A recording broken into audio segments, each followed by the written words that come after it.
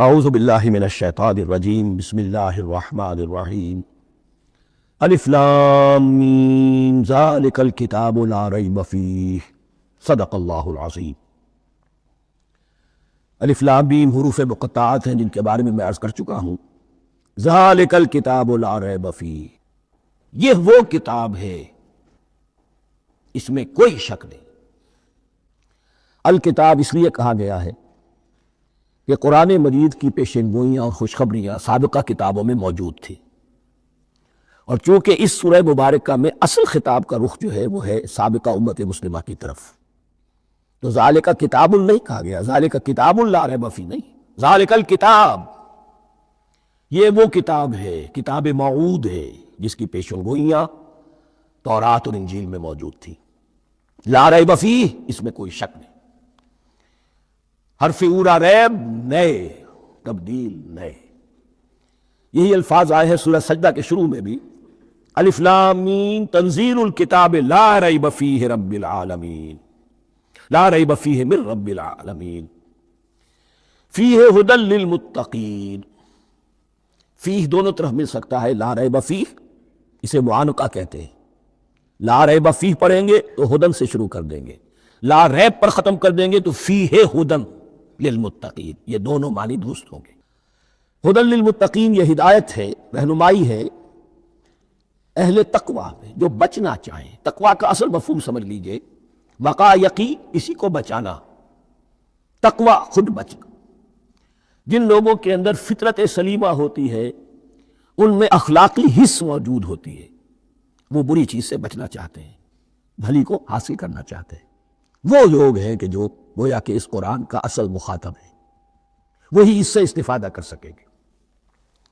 الذین یؤمنون بالغیب، اب ان کے کچھ اوصاف، یہ اصل میں بہت زیادہ واضح ہوتا ہے تعویل خاص کے اعتبار سے، کہ دیکھ لو درخت کو اپنے پھل سے پہچانتے ہیں، اس قرآن کے پھل موجود ہیں نا، یہ ابو بکر اور عمر اور عثمان اور علی کون ہیں؟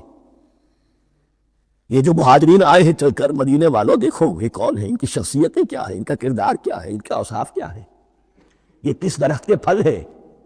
یہ اس بینہ کے پھل ہے، یہ اس ذکرہ کے پھل ہے۔ بینہ رسول من اللہ یتلو صحفا مطہرۃ فیہا کتب قیمہ، یہ اس شجرہ مبارکہ کے پھل ہیں۔ دیکھ لو ان کے کیا شب و روز ہے، الذین یؤمنون بالغیب، جو غیب پر ایمان رکھتے ہیں۔ تعویل عام کے اعتبار سے اس کا بہت اہم مفہوم ہوگا، جو یہ طے کر لے کہ سوائے مادے کی دنیا کے مجھے اس سے آگے جانا ہی نہیں، unless I can verify۔ آپ کو معلوم ہے کہ میٹیریل جو حقائق ہے وہ تو آپ ویریفائی کر سکتے ہیں، آنکھ سے دیکھ سکتے ہیں، کان سے سن سکتے ہیں، ویریفائڈ ہے۔ جو یہ سمجھ لے گا کہ اس کے بیونڈ کچھ نہیں ہے، اس کے لیے قرآن میں کوئی ہدایت نہیں۔ ہدایت قرآنی کا نقطہ آغاز یہ ہے کہ انسان یہ سمجھ لے کہ جو اصل حقیقت ہے وہ مستور ہے، نگاہوں سے چھپی ہوئی ہے، سامنے جو کچھ نظر آ رہا ہے۔ ایک انگلستان کے بہت بڑے فلسفی کی کتاب کا عنوان ہے appearance and reality, reality and appearance, Bradley کی کتاب۔ اپیئرنس جو کچھ نظر آ رہا ہے یہ حقیقت نہیں، حقیقت اس کے پیچھے ہے۔ اور کنفیوشس کا ایک جملہ ہے جو بہت بڑا حکیم اور فلسفی تھا، چین کا بہت بڑا حکیم اور فلسفی، اور ہو سکتا ہے کہ نبی ہو، واللہ اعلم، ہم کہہ نہیں سکتے۔ اس کی تعلیم بڑی اخلاقی تعلیم ہے، اور اس کا جملہ سنیے، یہ یؤمنون بالغیب کی اس سے زیادہ صحیح تشریح ممکن نہیں۔ There are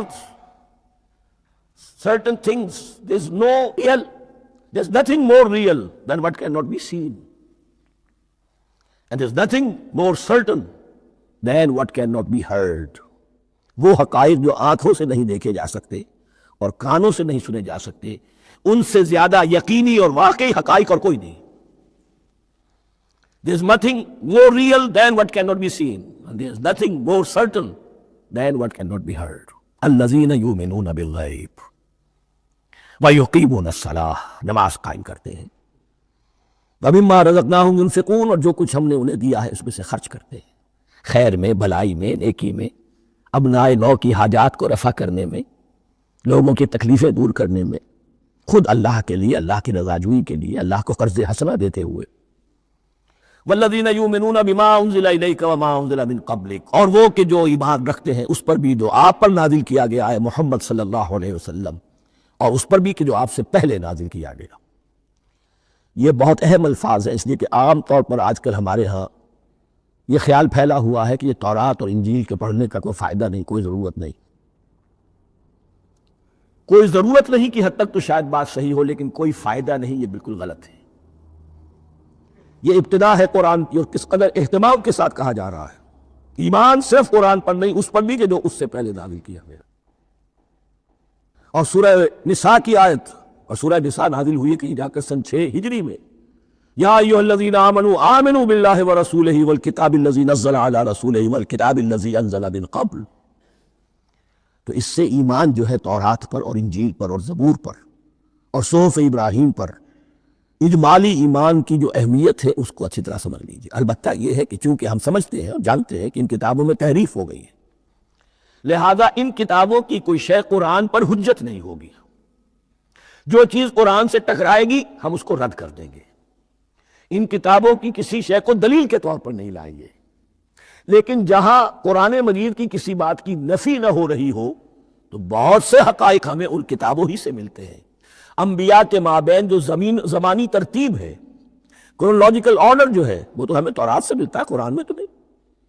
قرآن میں کبھی حضرت نوح کا ذکر بعد میں ہے، حضرت موسیٰ کا پہلے، وہاں تو کسی اور پہلو سے ترتیب آتی ہے، لیکن وہاں ہمیں تاریخ ملتی ہے ابراہیم کی، اسحاق کی، یعقوب کی، انبیاء بنی اسرائیل کی، موسیٰ کی، عیسیٰ کی، یہ ساری چیزیں۔ تو اس کی اہمیت جو ہے اس کو سمجھ لیجئے۔ والذین یؤمنون بما انزل الیک وما انزل من قبلک وبالآخرۃ هم یوقنون، آخرت پر وہ یقین رکھتے ہیں۔ نوٹ کرنے والی بات کیا ہے کہ باقی سب چیزوں کے لیے لفظ ایمان آیا، آخرت کے لیے ایقان کیوں؟ واقعہ یہ ہے کہ انسان کے عمل کے اعتبار سے سب سے زیادہ مؤثر شے ایمان بالآخرہ ہے۔ ایمان بالآخرہ ہے تو عمل سیدھا رہے گا کہ ہاں مجھے جواب دہی کرنی ہے، جانا ہے، اٹھنا ہے، اللہ کی حضور حاضری ہے۔ اگر یہ یقین ہے تو عمل صحیح ہوگا۔ اس میں کمی ہو گئی تو توحید جو ہے وہ بھی بس ایک عقیدہ، ایک ڈوگما بن کے رہ جائے گی۔ ایمان بالرسالت بھی بدعات کو جنم دے گا۔ عید میلاد نبی منا لیجئے اور کچھ عشقیہ اشعار کہہ دیجئے، نعتیہ اشعار کہہ دیجئے، اللہ اللہ خیر صلی اللہ، یہ ایمان بالرسالت کے مظہر ہوگی۔ عمل انسان کا درست ہوتا ہے آخرت کے یقین کے ساتھ۔ وبالآخرۃ ہم یوقنون، آخرت پر انہی کا یقین ہے، انہی کا یقین ہے۔ یہ حصر بھی ہے اس اعتبار سے کہ یہودی میں مدعی تھے کہ ہم آخرت پر یقین رکھتے ہیں، یہاں کنٹراسٹ دکھایا جا رہا ہے، آخرت پر یقین رکھنے والے یہ لوگ ہیں، اور تعویل خاص کے اعتبار سے وہ لوگ موجود ہیں تمہاری نگاہوں کے سامنے۔ 13 برس کی محنت کی کمائی محمد الرسول اللہ صلی اللہ علیہ وسلم کی، اس کتاب کی، یتلو علیہم آیاتہ ویزکیہم ویعلمہم الکتاب والحکمہ، اس کا جو نتیجہ ہے وہ تمہارے سامنے۔ اولئک علی ھدی من ربہم، یہ وہ لوگ ہیں جو اپنے رب کی طرف سے ہدایت پر ہیں۔ وہ ابتدائی ہدایت بھی ان کے پاس تھی، اور یہ تکمیلی ہدایت بھی، قرآن پر بھی ان کا یقین پورا ہے، اور محمد کا اتباع بھی وہ کر رہے ہیں۔ وَأُولَٰئِكَ هُمُ الْمُفْلِحُونَ، اور یہی وہ لوگ ہیں جو فلاح پانے والے ہیں۔ فلاح کا لفظ بھی قرآن مجید کی بڑی اہم اصطلاح ہے، منزل مراد کو پہنچ جانا، کسی باطنی حقیقت کا عیا ہو جانا۔ اسی لیے اس پر پھر گفتگو انشاءاللہ ہوگی سورہ مومنون کے شروع میں، لیکن یہ کہ فلاح پانے والے، کامیاب ہونے والے اصل میں یہی لوگ ہیں۔ تو گویا کہ تعویل خاص میں صحابہ کرام کی طرف اشارہ ہو گیا، تعویل عام میں ہر شخص کو بتا دیا گیا اگر قرآن کی ہدایت سے مستفید ہونا ہے تو یہ اوصاف اپنے اندر پیدا کرو۔ اب دوسرا گروہ، ان الذین کفروا سواء علیہم انذرتہم ام لم تنذرہم لا یؤمنون، یقیناً جن لوگوں نے کفر کیا، اور یہاں مراد کیا ہے؟ جو کفر پر اڑ گئے۔ اس کو ہم تعویل عام میں نہیں لے سکتے، اس لیے کہ اگر تو ہم اس کو عام میں لے لیں گے تو اس کے معنی تو یہ ہوں گے جس شخص نے کسی وقت کفر کیا اب وہ ہدایت پر آ ہی نہیں سکتا۔ نہیں، یہ بات نہیں ہے۔ کوئی کفر میں ہے، وہ غالطے کی بنا پر ہے، عدم توجہی کی بنا پر ہے، حق اس پر واضح نہیں ہوا ہے اس لیے ہے، تو آپ اسے سمجھائیں گے، انذار و تبشیر سے اسے فائدہ ہو جائے گا، واعظ و نصیحت سے فائدہ ہو جائے گا۔ ایک وہ ہے کہ جو حق کو سمجھ کر پہچان کر اور پھر اڑ جائے، ضد کی وجہ سے، ہٹ دھرمی کی وجہ سے، تعصب کی وجہ سے، تکبر کی وجہ سے، حسد کی وجہ سے۔ ان الذین کفروا، ایسے لوگوں کا معاملہ کیا ہے، سواء علیہم انذرتہم ام لم تنذرہم لا یؤمنون، برابر ہے ان کے لیے خواہ آپ انہیں سمجھائیں خواہ نہ سمجھائیں، ڈرائیں نہ ڈرائیں، انذار فرمائیں نہ کریں، لا یؤمنون، وہ ایمان لانے والے نہیں۔ وہی بات جو میں نے کہی تھی کہ سوتے کو جگایا جا سکتا ہے، جاگتے کو کیسے جگائیں۔ ختم اللہ علی قلوبہم وعلی سمعہم وعلی ابصارہم غشاوہ، ان کے دلوں پر اللہ نے مہر کر دی ہے۔ کیوں کر دی ہے؟ یہ ابتداءً مہر نہیں ہوئی، جب حق کو پہچان کر انہوں نے رد کر دیا، اس کی پاداش میں، اس کی سزا کے طور پر۔ ختم اللہ علی قلوبہم، اللہ نے ان کے دلوں پر مہر کر دی ہے، وعلی سمعہم، اور ان کی سماعت پر بھی، وعلی ابصارہم غشاوہ، اور ان کی آنکھوں کے سامنے پردہ پڑ چکا ہے۔ یہ مضمون سورہ یاسین کے شروع میں پھر آئے گا بہت شر و بست کے ساتھ۔ وَلَهُمْ عَذَابٌ عَظِيمٌ، اور ان کے لیے تو اب بہت بڑا عذاب ہے۔ یہ دوسرا گروہ ہو گیا، ایک رکوع میں دو کو سمیٹ لیا گیا، کل ابھی 7 آیتیں ہوئی ہیں۔ ایک وہ گروہ جس نے قرآن مجید کی دعوت سے صحیح استفادہ کیا، ان میں طلب ہدایت کا مادہ موجود تھا، ان کی فطرتیں سلیم تھیں، ان کے سامنے دعوت آئی، قبول کی، اور قرآن کے بتائے ہوئے راستے پر چلے، وہ گلے سرسبد ہیں، وہ شجرہ قرآنی کے نہایت مبارک اور مقدس وہ اس کے پھل ہیں۔ ایک گروہ وہ ہے جس نے حق کو پہچانا لیکن اس کو رد کر دیا اپنے تعصب یا ہٹ دھرمی کی وجہ سے۔ ان کا ذکر آ گیا بہت اختصار کے ساتھ، اس لیے کہ ان کا ذکر آپ کو بہت تفصیل سے مکی صورتوں میں ملے گا۔ اب آیا تیسرا گروہ، وَمِنَ النَّاسِ، اور لوگوں میں کچھ ایسے بھی ہیں، مَن يَقُولُ آمَنَّا بِاللَّهِ وَبِالْيَوْمِ الْآخِرِ وَمَا هُم بِمُؤْمِنِينَ، جو کہتے تو یہ ہے کہ ہم ایمان رکھتے ہیں اللہ پر بھی اور یوم آخر پر بھی، مگر وہ حقیقت میں مومن نہیں ہے۔ یہاں ایک بات سمجھ لیجئے، اکثر و بیشتر مفسرین نے اس تیسری کیٹیگری کے بارے میں یہی رائے قائم کی ہے کہ یہ منافقین مذکور ہیں یہاں، اگرچہ لفظ منافق یا لفظ نفاق نہیں آیا یہاں، لیکن مولانا ابی نصر اصلاحی صاحب نے ایک رائے ظاہر کی ہے جو بڑی قیمتی ہے، وہ یہ کہ یہاں ایک کردار کا نقشہ کھینچ دیا گیا ہے، غور کرنے والے غور کر لیں، دیکھ لیں، جس پر بھی وہ چسپاں ہو جائے۔ اور بالفعل جب یہ آیات نازل ہو رہی تھیں تو دو طبقات پر یہ کردار نگاری جو ہے، یہ جو شخصیت کا ہیولہ کھینچا جا رہا ہے، وہ دو کے اوپر راس آ رہا تھا۔ ایک علماء یہود، وہ بھی کہتے تھے کہ ٹھیک ہے محمد جو کہہ رہے ہیں، ہم بھی اللہ کو مانتے ہیں، آخرت کو بھی مانتے ہیں، اسی لیے یہاں رسالت کا ذکر نہیں ہے۔ بھئی ہم محمد ہی کو نہیں مانتے نا صلی اللہ علیہ وسلم، باقی اگر 1.25 لاکھ نبی آئے ہیں تو باقی 1.25 لاکھ کو تو ہم مانتے ہیں، ایک محمد کو نہیں مانا، ایک عیسیٰ کو نہیں مانا، بس۔ تو ہمیں بھی مانا جانا چاہیے کہ ہم بھی مسلمان ہیں۔ ایک یہ ان کی رائے ہے، اور واقعہ یہ ہے کہ یہاں اس طریقے کا تذکرہ ہو رہا ہے کہ جس سے ان کا کردار بھی جھلک رہا ہے، روح سخن ان کی طرف جا رہا ہے۔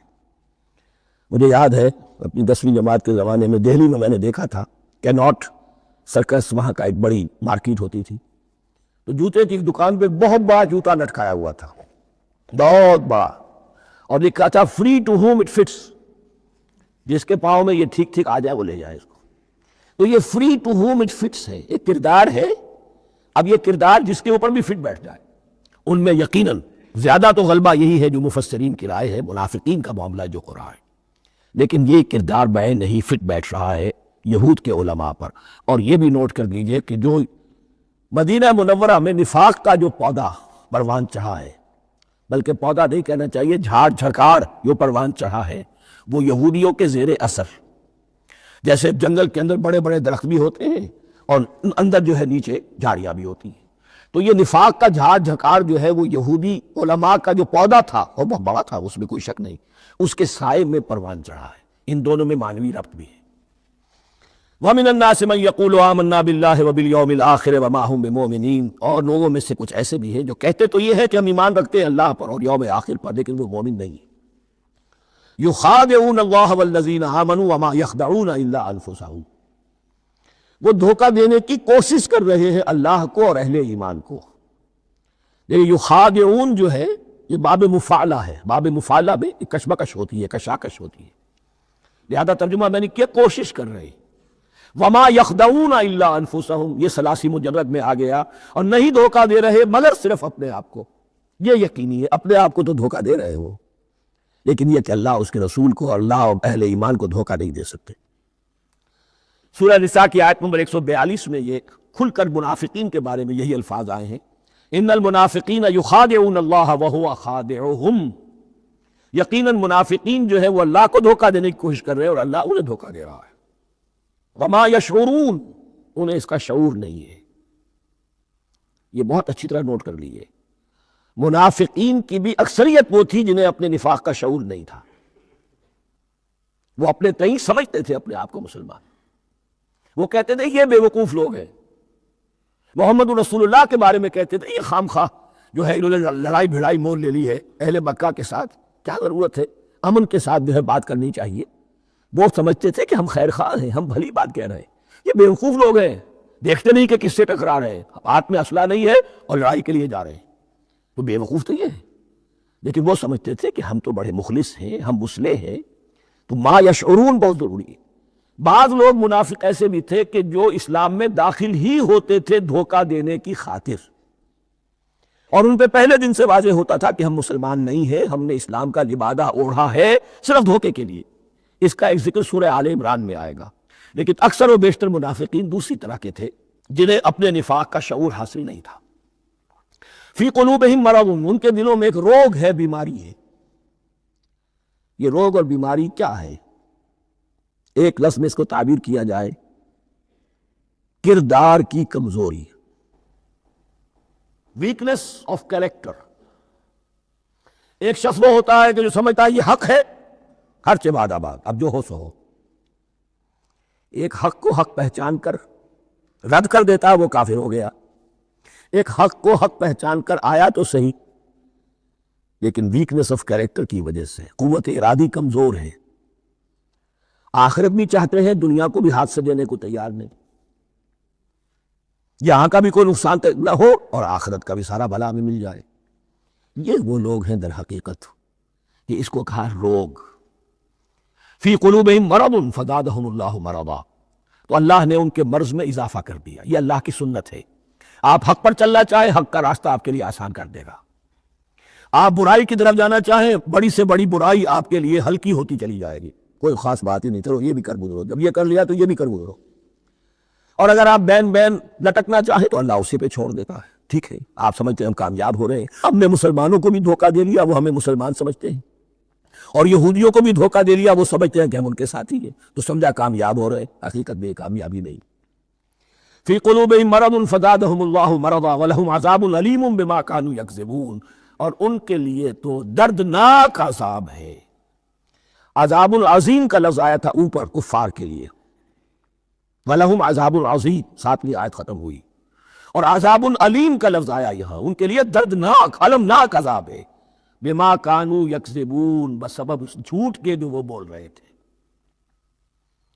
وَإِذَا قِيلَ لَهُمْ لَا تُفْسِدُوا فِي الْأَرْضِ، اور جب ان سے کہا جاتا تھا مت فساد کرو زمین میں. مراد کیا ہے اس سے؟ کہ جب محمد کو مان لیا کہ اللہ کے رسول ہیں، اب ٹھیک ٹھیک پیروی کرو، ان کے پیچھے چلو، ان کا حکم ہے تو جنگ کے لیے نکلو، ان کی طرف سے تقاضا آتا ہے مال پیش کرو، اور اگر تم اس سے کتراتے ہو تو فساد مچا رہے ہیں. جماعتی زندگی کے اندر فتنہ و فساد پیدا کرو. وَإِذَا قِيلَ لَهُمْ لَا تُفْسِدُوا فِي الْأَرْضِ قَالُوا إِنَّمَا نَحْنُ مُصْلِحُونَ، وہ کہتے تھے نہیں ہم تو صلح کرانے والے ہیں، اصلاح کرنے والے ہیں. ہم چاہتے ہیں لڑنا بیڑنا کوئی اچھی بات نہیں ہے، ٹکراؤ تصادم یہ کوئی اچھے کام تھوڑا ہی ہے. بس ٹھنڈے ٹھنڈے دعوت دیتے رہو، جو چاہے قبول کر لے، جو چاہے رد کر دے. خام خواہ یہ ٹکرانا اور یہ جنگ کرنا اور اللہ کے دین کو غالب کرنے کے لیے یہ قربانی دو اور یہ مصیبت جھیلو اور یہ مشقت برداشت کرو اور یہ چیز چھوڑو اور یہ ترک کرو، یہ کائے کے بھی.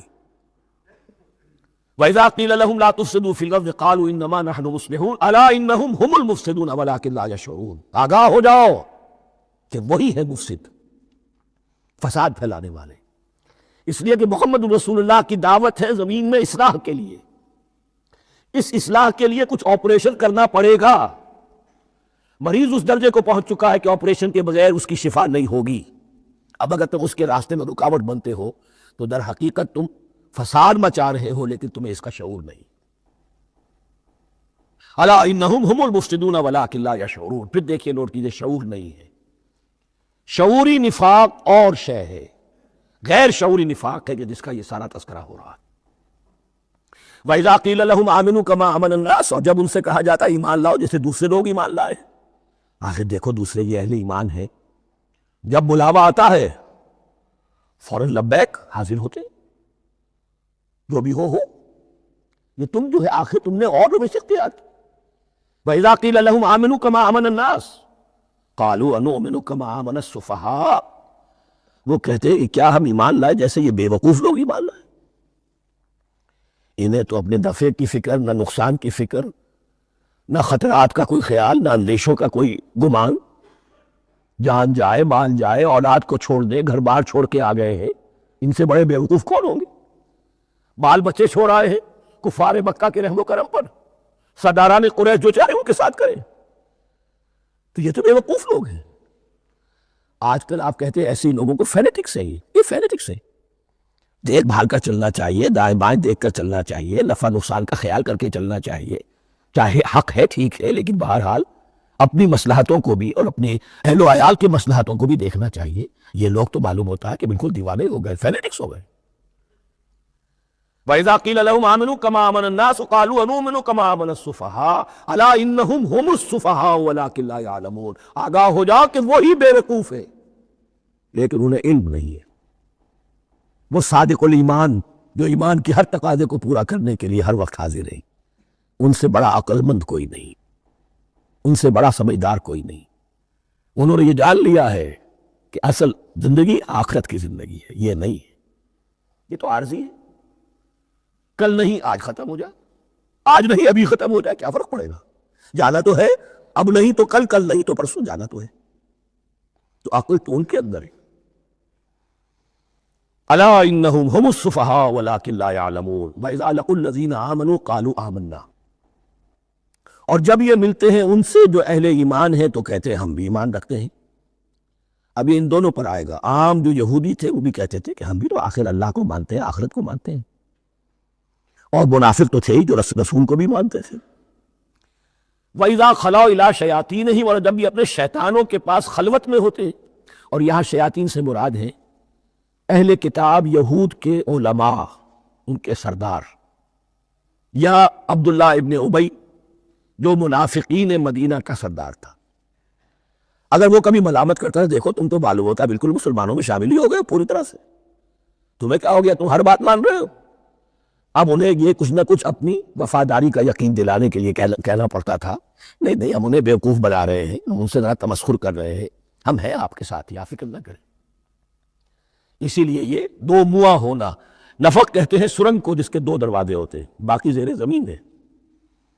نافقہ گوہ کا بل ہے کہ دو دروازے رکھتا ہے، دو اس کے منہ رکھتا ہے کہ ادھر سے اگر کتا داخل ہو جائے شکار کے لیے تو ادھر سے نکل بھاگے، ادھر سے آئے تو ادھر سے نکل بھاگے۔ تو دو منہ انسان، یہ در حقیقت جس کو پھر سورہ نساء میں کہا گیا لا الہ اولائے ولا الہ اولائے، نہ ادھر کے ہیں نہ ادھر کے، مذبذبین بین ذالک، اس کے درمیان مذبذب ہو کر رہ گئے۔ یہ شیطان کا لفظ یہاں سمجھ لیجئے کہ اس کے دو رائے ہیں کہ یہ شطنہ سے بنا ہے یا شات سے بنا ہے، شین الف توئے یا شین تو نون۔ شطنہ کے معنی تباہ ادا کو، بہت دور ہو گیا، دور ہو گیا۔ شیطان سے مراد جو اللہ کی رحمت سے بہت دور ہو گیا۔ اور شاتا یشیتو کے معنی ہے احترق غضبا و حسدا، کوئی شخص غصے اور حسد کے اندر جل رہا ہو، وہ شاتا یشیتو ہے۔ اس سے فعلان کے وزن پر، رحمان کے وزن پر، غضبان کے وزن پر شیطان، یعنی وہ کہ جو حسد اور غضب کی آگ میں جل رہا ہے۔ تو یہ ایک تو شیطان وہ ہے کہ جو جنات میں سے ہے، جس کا نام عزازیل تھا پہلے، اب ہم اسے ابلیس کے نام سے جانتے ہیں، وہ ایک شیطان ہے، جنی ہے۔ پھر یہ کہ جو بھی اس کے پیروکار ہیں دنیا میں انسانوں میں سے ہو یا جنات میں سے ہو، وہ بھی شیاطین ہیں۔ اسی طرح اہل کفر، اہل زید کے جو بڑے بڑے سردار ہوتے ہیں ان کو بھی شیطان سے تعبیر کیا گیا۔ وَإِذَا خَلَوْا إِلَىٰ شَيَاطِينِهِمْ قَالُوا إِنَّا مَعَكُمْ، اور جب وہ خلوت میں ہوتے ہیں، علیحدگی میں ہوتے ہیں اپنے شیاطین کے پاس، سرداروں کے پاس، کہتے ہیں ہم تو آپ کے ساتھ ہیں، انما نحن مستہزئون، یہ تو ہم ان مسلمانوں کو بیوقوف بنا رہے ہیں، ان سے استہزاء کر رہے ہیں، تمسخر کر رہے ہیں۔ ہم تمسخر میں کہہ دیتے ہیں کہ ہم بھی آپ کے ساتھ ہیں، آمنا۔ اللہ یستہزئ بہم ویمدہم فی طغیانہم یعمہون، حقیقت کیا ہے کہ اللہ ان کا مذاق اڑا رہا ہے اور ان کو ڈھیل دے رہا ہے کہ وہ اپنے عقل کے اندھے پن میں بڑھتے چلے جائیں۔ اللہ تعالیٰ جیسا میں نے عرض کیا رسی دراز کرتا ہے، کوئی شخص غلط راستے پر جائے گا، جاؤ بھائی، فوراً تو نہیں پکڑتا، اگر فوراً پکڑ لے تو سیدھا ہو جائے گا، چلتے جائے، جہاں جانا چاہتے جاؤ۔ تو ان کو بھی رسی دراز کر رہا ہے اللہ، لیکن یہ کہ اللہ یستہزئ بہم، یہ سمجھتے ہیں کہ مسلمانوں کا مذاق اڑا رہے ہیں، اصل میں مذاق ان کا اڑ رہا ہے اللہ کے نزدیک۔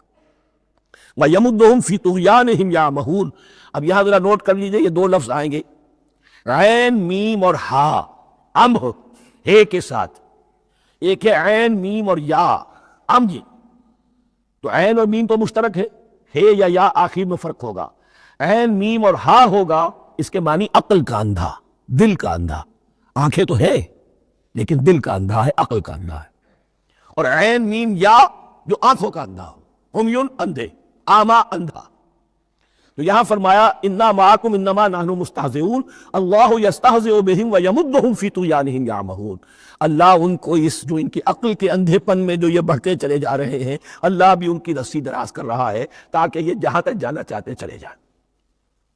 اولئک الذین اشتروا الضلالۃ بالہدی، یہ وہ لوگ ہیں کہ جنہوں نے ہدایت کے عوض گمراہی خرید لی ہے۔ دیکھیں بڑا پیارا انداز ہے یہ، ایک شخص کے سامنے دونوں آپشنز تھے، ایک نے گمراہی کو چھوڑا، ہدایت لے لی، چاہے قیمت دینی پڑی، تکلیفیں اٹھانی پڑی، آزمائشوں میں سے گزرنا پڑا، قربانیاں دینی پڑی، ہدایت لی، اور ایک شخص نے ہدایت دے کر گمراہی لے لی، آسانی تو ہو گئی، فوری تکلیف سے تو بچ گئے، لا الہ ہؤلاء ولا الہ ہؤلاء، دونوں طرف سے اپنے آپ کو بچا لیا، لیکن حقیقت میں سب سے زیادہ گھاٹے کا سودا یہی ہے۔ اولئک الذین اشتروا الضلالۃ بالہدی، ہدایت دے کر اور ضلالت خرید لی، فما ربحت تجارتہم، تو ان کی تجارت ان کے حق میں ہرگز مفید نہیں ہوئی۔ اب یہاں بھی دیکھیے، را با اور ہے ہا، ربحا، اس کے معنی نفع، صحیح نفع، جائز نفع، را با اور وا ربا، وہ سود، وہ بھی اضافہ ہے، وہ بھی بڑھوتری ہے، لیکن وہ حرام ہے۔ ایک ہے تجارت کے اندر جو نفع ہو جائے وہ ربح ہے، را با اور ہا یہ نفع ہے جو جائز نفع ہے، را با اور وا ربا یہ کیا ہے؟ یہ سود ہے، یہ حرام ہے۔ را اور با مشترک ہے، آگے ہا آگے اور با اس کا فرق ہے۔ فما ربحت تجارتہم وما کانوا مہتدین، ان کی تجارت ان کے حق میں ہرگز مفید نہیں ہوئی اور نہیں ہے اب یہ ہدایت پانے والے۔ مثلہم، اب یہاں دو تمثیلیں آ رہی ہیں بڑی پیاری، پہلی تمثیل ہے کفار کے بارے میں، دوسری تمثیل ہے یہ بین والے لوگوں کے بارے میں۔ پہلوں کے لیے کیا تمثیل ہے؟ مثلہم کمثل الذی استوقد نارا، ان کی مثال اس شخص کی سی ہے جس نے آگ روشن کی۔ ایک نقشہ کھینچا جا رہا ہے، اندھیری شب ہے جدا اپنے قافلے سے ہے تو، تیرے لیے ہے میرا شعلہ نواق الدین، اندھیری شب ہے، قافلہ بھٹک رہا ہے، کچھ لوگ بڑی ہمت کرتے ہیں، اندھیرے میں بھی ادھر ادھر سے لکڑیاں جمع کرتے ہیں اور آگ روشن کر دیتے ہیں، لیکن عین اس وقت جب آگ روشن ہوتی ہے کچھ لوگوں کی بینائی سلب ہو جاتی۔ پہلے وہ اندھیرے میں اس لیے تھے کہ روشنی نہیں تھی، اب وہ اندھیرے کے اندھیرے میں رہ گئے کہ روشنی تو خارج میں آ گئی، اپنی اندر کی روشنی گل ہو گئی، بصارت سلب ہو گئی۔ یہ مثال ہے ان کفار کی کہ حضور کی آمد سے پہلے سب بھٹک رہے تھے، کوئی حقیقت واضح نہیں تھی، قافلہ انسانیت بھٹک رہا تھا اندھیری شب میں۔ محمد الرسول اللہ آئے، انہوں نے آگ روشن کر دی، اب راستہ کھل گیا، ہدایت واضح ہو گئی، لیکن کچھ ضد یا تعصب یا تکبر یا حسد کی بنیاد پر کچھ لوگوں کی اندر کی بینائی زائل ہو گئی، تو وہ تو ویسے کے ویسے بھٹک رہے ہیں، جیسے پہلے اندھیرے میں تھے ویسے اب اندھیرے میں ہیں، روشنی میں آنے والے تو وہ ہیں، دیکھ لو جن کا ذکر سب سے پہلے ہوا ہے۔ مثلہم کمثل الذی استوقد نارا، اس شخص کی سی ہے کہ جس نے آگ روشن کی، فلما اضاءت ما حولہ، جب اس آگ نے اپنے ماحول کو گردا گرد کو روشن کر دیا، ذهب اللہ بنورہم، اللہ ان کی نور بصارت کو لے گیا، سلب کر لیا اللہ نے، وَتَرَكَهُمْ فِي ظُلُمَاتٍ لَا يُبْصِرُونَ، اور چھوڑ دیا انہیں ان اندھیروں کے اندر کہ وہ کچھ نہیں دیکھتے، صُمٌّ بُكْمٌ عُمْيٌ فَهُمْ لَا يَرْجِعُونَ، اسم کہتے ہیں بہرے کو، سم جمع ہے اس کی، سمن۔ اب کمو کہتے ہیں گونگے کو، بکمن اس کی جمع ہے۔ آما کہتے ہیں اندھے کو، امیل اس کی جمع ہے۔ یہ بہرے ہیں، گونگے ہیں، اندھے ہیں، فہم لا یرجعون، اب یہ لوٹنے والے نہیں۔ یہ کون ہے؟ ابو جہل ہے، ابو لہب ہے، ولید بن مغیرہ ہے، عقبہ ابن ابی معیط ہے۔ یہ سب کے سب ابھی زندہ ہے جب یہ آیات نازل ہو رہی ہیں۔ ابھی تو غزوہ بدر ہوگا سن 2 ہجری میں، اور اس میں یہ سب جو ہے واصل جہنم ہوں گے، ابھی تک تو ہے نا۔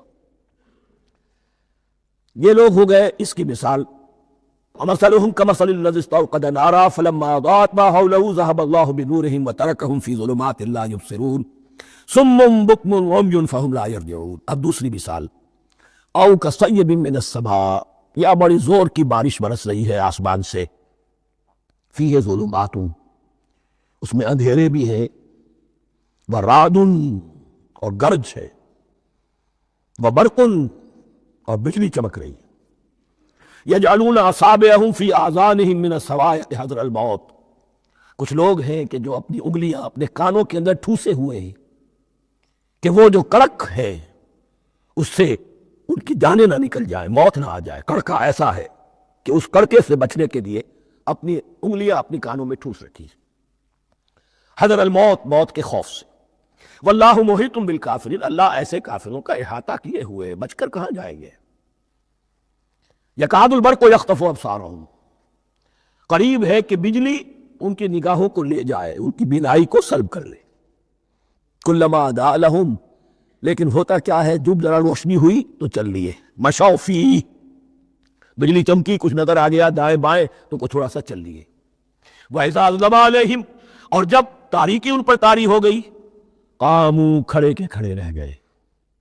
یہ نقشہ ہے ان کا کہ ایک طرف بارش ہو رہی ہے، قرآن مجید ہے، آسمان سے نازل ہو رہا ہے، یہ ماہ مبارکہ ہے، یہ کتاب مبارکن ہے، لیکن یہ کہ اس کے ساتھ کڑکے ہیں، گرج ہے، کفر سے مقابلہ ہے، کفر کی طرف سے دھمکیاں ہیں، اندیشے ہیں، خطرات ہیں، امتحانات ہیں، آزمائشیں ہیں۔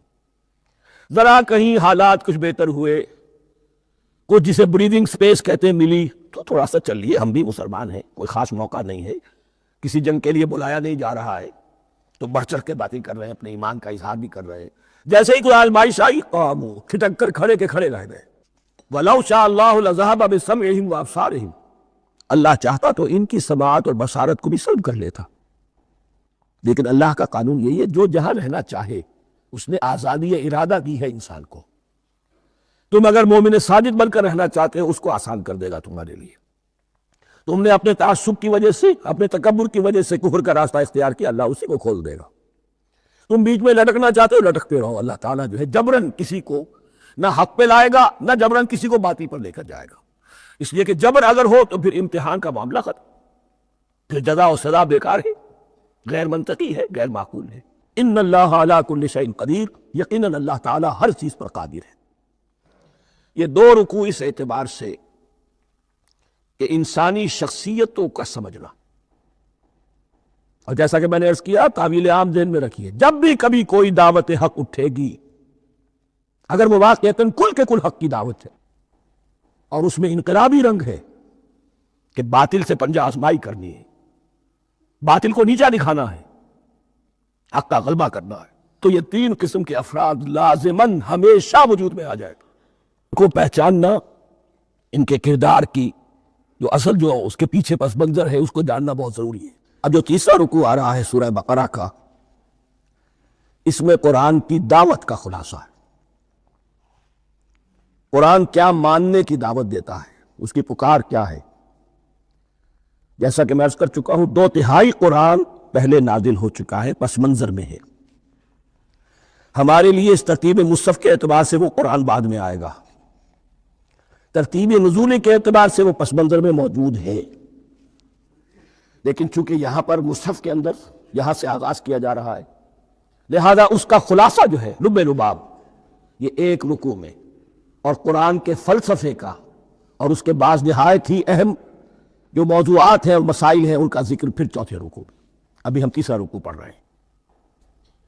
یا ایھا الناس اعبدوا ربکم الذی خلقکم والذین من قبلکم لعلکم تتقون۔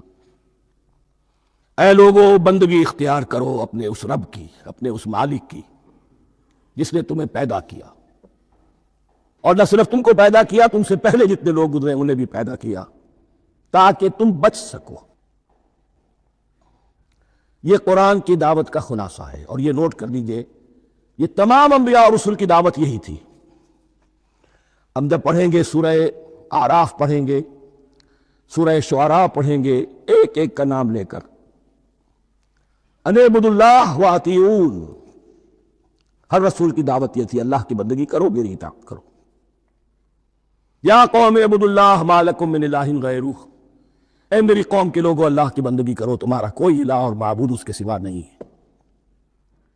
پھر روح قرآن یہی عبادت رب انسان کی تخلیق کی غایت ہے، وما خلقت الجن والانس الا لیعبدون، ہم نے جنوں اور انسانوں کو پیدا ہی صرف اس لیے کیا ہے کہ ہماری بندگی کریں۔ لیکن یہاں ایک فرق بہت بڑا ہے، تمام رسولوں کی دعوت یہی ہے، محمد الرسول اللہ کی بھی یہی ہے، لیکن بڑا فرق کیا ہے؟ باقی تمام رسولوں کی دعوت آپ کو ملے گی یا قوم، اے میری قوم کے لوگوں، یہاں ہے یا ایھا الناس، اے بنی آدم، اے بنی نوع انسان۔ معلوم ہوا کہ تمام رسول حضور سے پہلے صرف اپنی اپنی قوموں کی طرف آئے، پہلے اور آخری اور کامل رسول ہیں اللہ کے محمد صلی اللہ علیہ وسلم، جن کی دعوت آفاقی ہے۔ یا ایھا الناس، یا قوم نہیں، یا ایھا الناس اعبدوا ربکم الذی خلقکم والذین من قبلکم۔ اس میں دلیل بھی آ گئی کہ عام طور پر لوگ جو ہے غلط راستے پر اس دلیل سے جمے رہتے ہیں کہ ہمارے آباء و اجداد کا راستہ یہی تھا۔ تو بھائی جیسے تم مخلوق ہو ایسے وہ بھی تو مخلوق تھے، جیسے تم خطا کر سکتے وہ بھی تو خطا کر سکتے تھے۔ لہذا یہ نہ دیکھو کہ آباء و اجداد کا راستہ کیا تھا، دیکھو یہ کہ حق کیا ہے، لعلکم تتقون، تاکہ تم بچ جاؤ، دنیا میں افراط و تفریط کے دھکوں سے بچ جاؤ گے، آخرت میں اللہ کے عذاب سے بچ جاؤ گے۔ ان دونوں سے اگر بچنا ہے تو اللہ کی بندگی کی روش اختیار کرو۔ اچھا کس رب کی؟ الذی جعل لکم الارض فراشا والسماء بناء، جس نے تمہارے لیے زمین کو فرش بنا دیا اور آسمان کو چھت بنا دیا۔ وانزل من السماء ماء، اور آسمان سے پانی برسایا، فاخرج بہ من الثمرات رزقا لکم، اور پھر اس پانی کے ذریعے سے زمین سے میووں کی شکل میں، پیداوار کی شکل میں تمہارے لیے رزق اگایا۔ فلا تجعلوا للہ اندادا وانتم تعلمون، تو ہرگز نہ اللہ کا مد مقابل کسی کو ٹھہراؤ جانتے بوجھتے۔ وانتم تعلمون کا ایک مطلب یہ بھی ہے کہ تم بھی مانتے ہو کہ اس کائنات کا خالق اللہ کے سوا کوئی نہیں۔ اہل عرب بھی مانتے تھے، جو ان کے دیوی دیوتا تھے وہ سمجھتے تھے کہ یہ اللہ کے اوتار ہیں، یا اللہ کے ہاں بہت یہ پسندیدہ ہیں، اللہ کے محبوب ہیں، اس کے اولیاء ہیں، اس کی بیٹیاں ہیں، لہذا یہ شفاعت کریں گے تو ہمارا بیڑا پار ہو جائے گا۔ ورنہ خالق وہ مانتے تھے اللہ ایک ہی ہے۔ جب تم یہ مانتے ہو کائنات کا خالق ایک، مدبر ایک، تو اب کسی کو اس کا مد مقابل نہ بناؤ۔ انداد ند کی جمع ہے، لا ضد لہ ولا ند لہ، اللہ کا کوئی مد مقابل نہیں۔ اس میں یہاں تک بات ہے کہ حضور اس درجے، اس توحید کی باریکیوں تک پہنچا کر گئے ہیں اس امت کو کہ کسی صحابی نے ایسے ہی کہہ دیا ما شاء اللہ وما شئت، جو اللہ چاہے جو آپ چاہیں۔ حضور نے فوراً ٹوک دیا اجعلتنی للہ ندا، کیا تو نے مجھے اللہ کا مد مقابل بنا دیا ہے؟ اس کائنات میں مشیت صرف ایک کی چلتی ہے، کسی اور کی مشیت اس کی مشیت کے تابع پوری ہو جائے، لیکن مشیت مطلقہ صرف اس کی ہے۔ یہاں تک کہ حضور سے فرمایا گیا کہ اے نبی آپ کے لیے یہ ممکن نہیں ہے جسے چاہے ہدایت دے دے، انک لا تہدی من احببت ولکن اللہ یہدی من یشاء۔ اگر یہ اختیار میں ہوتا تو ابو طالب دنیا سے بغیر ایمان لائے نہ جاتے۔ فلا تجعلوا للہ اندادا وانتم تعلمون۔ اب ان دو آیتوں میں تو یوں سمجھیے توحید نظری بھی اور توحید عملی بھی۔ توحید عملی کیا ہے؟ بندگی صرف اسی کی ہو۔ اب آیا ہے رسالت کا معاملہ، وَإِن كُنتُمْ فِي رَيْبٍ مِّمَّا نَزَّلْنَا عَلَىٰ عَبْدِنَا، اگر تمہیں رسالت محمدی پر شک ہے صلی اللہ علیہ وسلم، اس کے کیا معنی ہے؟ کہ تمہیں اس قرآن کے بارے میں شک ہے جو ہم نے اپنے بندے پر نازل کیا ہے۔ اگر ہے شک فی الواقع، وَإِن كُنتُمْ فِي رَيْبٍ، اگر تمہیں واقعتاً شک ہے مما نزلنا علی عبدنا، اس پر جو ہم نے اپنے بندے پر نازل فرمایا ہے، فاتو بسورۃ من مثلی، تو لے آؤ اس جیسی ایک ہی صورت۔ یہ ہم کل پوری تفصیل سے دیکھ چکے ہیں کہ برسبیل تنزل یہاں پہنچے ہیں۔ پہلے 2 آیتیں میں نے آپ کو سنائی تھی، اس میں پورے قرآن کی مثال لانے کا چیلنج کیا گیا۔ پھر ایک آیت سنائی جس میں 10 صورتیں ہی لے آؤ۔ اب آخری درجے میں ایک صورت ہی بنا لاؤ، اور ایک صورت تو سورۃ العصر کے مساوی بھی ہو سکتی تھی، سورۃ الکوثر کے مساوی بھی ہو سکتی تھی۔ وَادْعُوا شُهَدَاءَكُم مِّن دُونِ اللَّهِ إِن كُنتُمْ صَادِقِينَ، اور بلا لو اپنے سارے مددگاروں کو اللہ کے سوا، جن ہوں انس ہوں، اس لیے کہ قریش کا خیال یہ تھا کہ جو شعراء ہوتے ہیں ان کے پاس جن ہوتے ہیں، وہ جن انہیں سکھاتے ہیں، ورنہ عام آدمی تو یہ شعر نہیں کہہ سکتا۔ تو تمہارا اگر کوئی گمان ہے کوئی جنات سکھانے والے ہیں، کوئی انسان ہے، خطیب ہے، شعراء ہے، ادیب، سب کو جمع کر۔ ان کنتم صادقین، اب یہ ہے بہت ہی، جس کو میں نے کل کہا تھا آپ کو یاد ہوگا، قرآن کا انداز کیا ہوتا ہے کہ وہ اپنے اندر جھانکنے کی دعوت دیتا ہے۔ یہ گویا کہ آنکھوں میں آنکھیں ڈال کر یہ کہا جا رہا ہے کہ حقیقت میں تمہیں کوئی شک نہیں ہے، یہ تم بات بنا رہے ہو صرف، اگر واقعتاً شک ہے تو آؤ میدان۔ حقیقت یہ ہے کہ تمہیں شک نہیں ہے، اگر تم سچے ہو فاتو بسورۃ من مثلہ، تو اس جیسی ایک ہی صورت بنا لاؤ۔ فَإِن لَمْ تَفْعَلُوا، اب ذرا انداز دیکھیے تحدی کا اور چیلنج کا، پھر اگر تم یہ نہ کر پاؤ وَلَن تَفْعَلُوا، اور ہرگز نہیں کر سکو گے، یہ چیلنج کون دے سکتا ہے؟ اللہ کے سوا کوئی نہیں دے سکتا۔ یہ انداز کسی کتاب کا نہیں ہے، ذَلِكَ الْكِتَابُ لَا رَيْبَ فِيهِ، یہ کسی کا نہیں ہے۔ فَإِن لَمْ تَفْعَلُوا وَلَن تَفْعَلُوا، پھر اگر تم نہ کر پاؤ اور تم ہرگز نہیں کر پاؤ گے، فَاتَّقُوا النَّارَ الَّتِي وَقُودُهَا النَّاسُ وَالْحِجَارَةُ، تو ڈرو اس آگ سے جس کا ایندھن بنے گے انسان اور پتھر۔ اعدت للکافرین، کافروں کے لیے تیار کر لی گئی ہے، بھڑکا دی گئی ہے۔ پتھروں کا ذکر خاص طور پر کیوں ہے؟ 2 اس کے امکانات ہیں۔ آپ کو معلوم ہے کہ وہ جو پتھر کا کوئلہ ہوتا ہے اس کی آگ بڑی سخت ہوتی تھی، عام جو ہمارا یہ لکڑی کا کوئلہ ہوتا ہے اس کے مقابلے میں۔ اور دوسرے یہ بھی کہ چونکہ انہوں نے جو معبود تراش رکھتے تھے وہ پتھر کے ہوتے تھے، تمہارے ساتھ ہی تمہارے معبودوں کو بھی جھونکا جائے گا، وہ بھی جلیں گے، تاکہ تمہاری حسرت کے اندر اضافہ ہو۔ ان سے ہم دعائیں مانگا کرتے تھے، ان کے سامنے ماتھے ٹیکتے تھے، ان کے سامنے ڈنڈوت کرتے تھے، ان کو چڑھاوے چڑھاتے تھے۔ اب یہاں گویا کہ ایمان باللہ، توحید، ایمان بالرسالت اور ایمان بالآخرت، فاتقوا النار التي وقودها الناس والحجارة اعدت للكافرین وبشر الذین آمنوا وعملوا الصالحات، اور بشارت دے دیجئے اے نبی ان لوگوں کو کہ جو ایمان لائے اور جنہوں نے نیک عمل کیے، ان لہم جنات تجری من تحتها الانہار، کہ ان کے لیے وہ باغات ہیں کہ جن کے دامن میں ندیاں بہتی ہوں گی۔ لفظ ترجمہ ہوگا جن کے نیچے ندیاں بہتی ہوں گی۔ مراد اس سے کیا ہے؟ عام فطری باغ وہ ہوتے تھے کہ جس میں ذرا اونچائی پر جو ہے درخت لگے ہوئے ہیں اور دامن میں ندی بہ رہی ہے، تو اس سے خود بخود جو ہے وہ اریگیشن، نیچرل اریگیشن ہو رہی ہے، درختوں کے جڑوں تک پانی پہنچ رہا ہے۔ بہرحال ترجمہ آپ لفظی کریں، ان کے نیچے ندیاں بہتی ہوگی یا یہ کہ جن کے دامن میں ندیاں بہتی ہوں گی۔ کلما رزقوا منها من ثمرۃ رزقا، جب بھی کبھی انہیں دیا جائے گا کوئی پھل رزق کے طور پر کھانے کے لیے جنت میں، قالوا هذا الذي رزقنا من قبل، وہ کہیں گے یہ تو وہی شے ہے جو ہمیں پہلے بھی ملتی تھی۔ اس کا ایک مفہوم یہ ہے، یہ جو نزل ہے، ابتدائی جو ہے دعوت ہے، ابتدائی ضیافت جو ہوگی اس میں وہی چیزیں کہ جو معروف ہے، جانی پہچانی ہے۔ یہ رمان، یہ دیکھیے یہ انار آ رہا ہے خوبصورت، یہ انگور ہے خوبصورت، یہ نخیل ہے، یہ نخل ہے، یہ رطب ہے، لیکن ذائقے کے کوئی نسبت و تناسب ہی نہیں ہوگا۔ وہ کہیں گے یہ وہی شے ہے جو ہمیں پہلے ملتی تھی، وَأُتُوا بِهِ مُتَشَابِهًا، مشابہ تو ہوگی وہ، لیکن ان کے ذائقے میں زمین و آسمان کا فرق ہوگا۔ اور ایک یہ بھی مفہوم لیا گیا ہے کہ آخرت میں جنت میں بھی وہی میوے ملتے رہیں گے، لیکن ان کا ذائقہ بدلتا رہے گا۔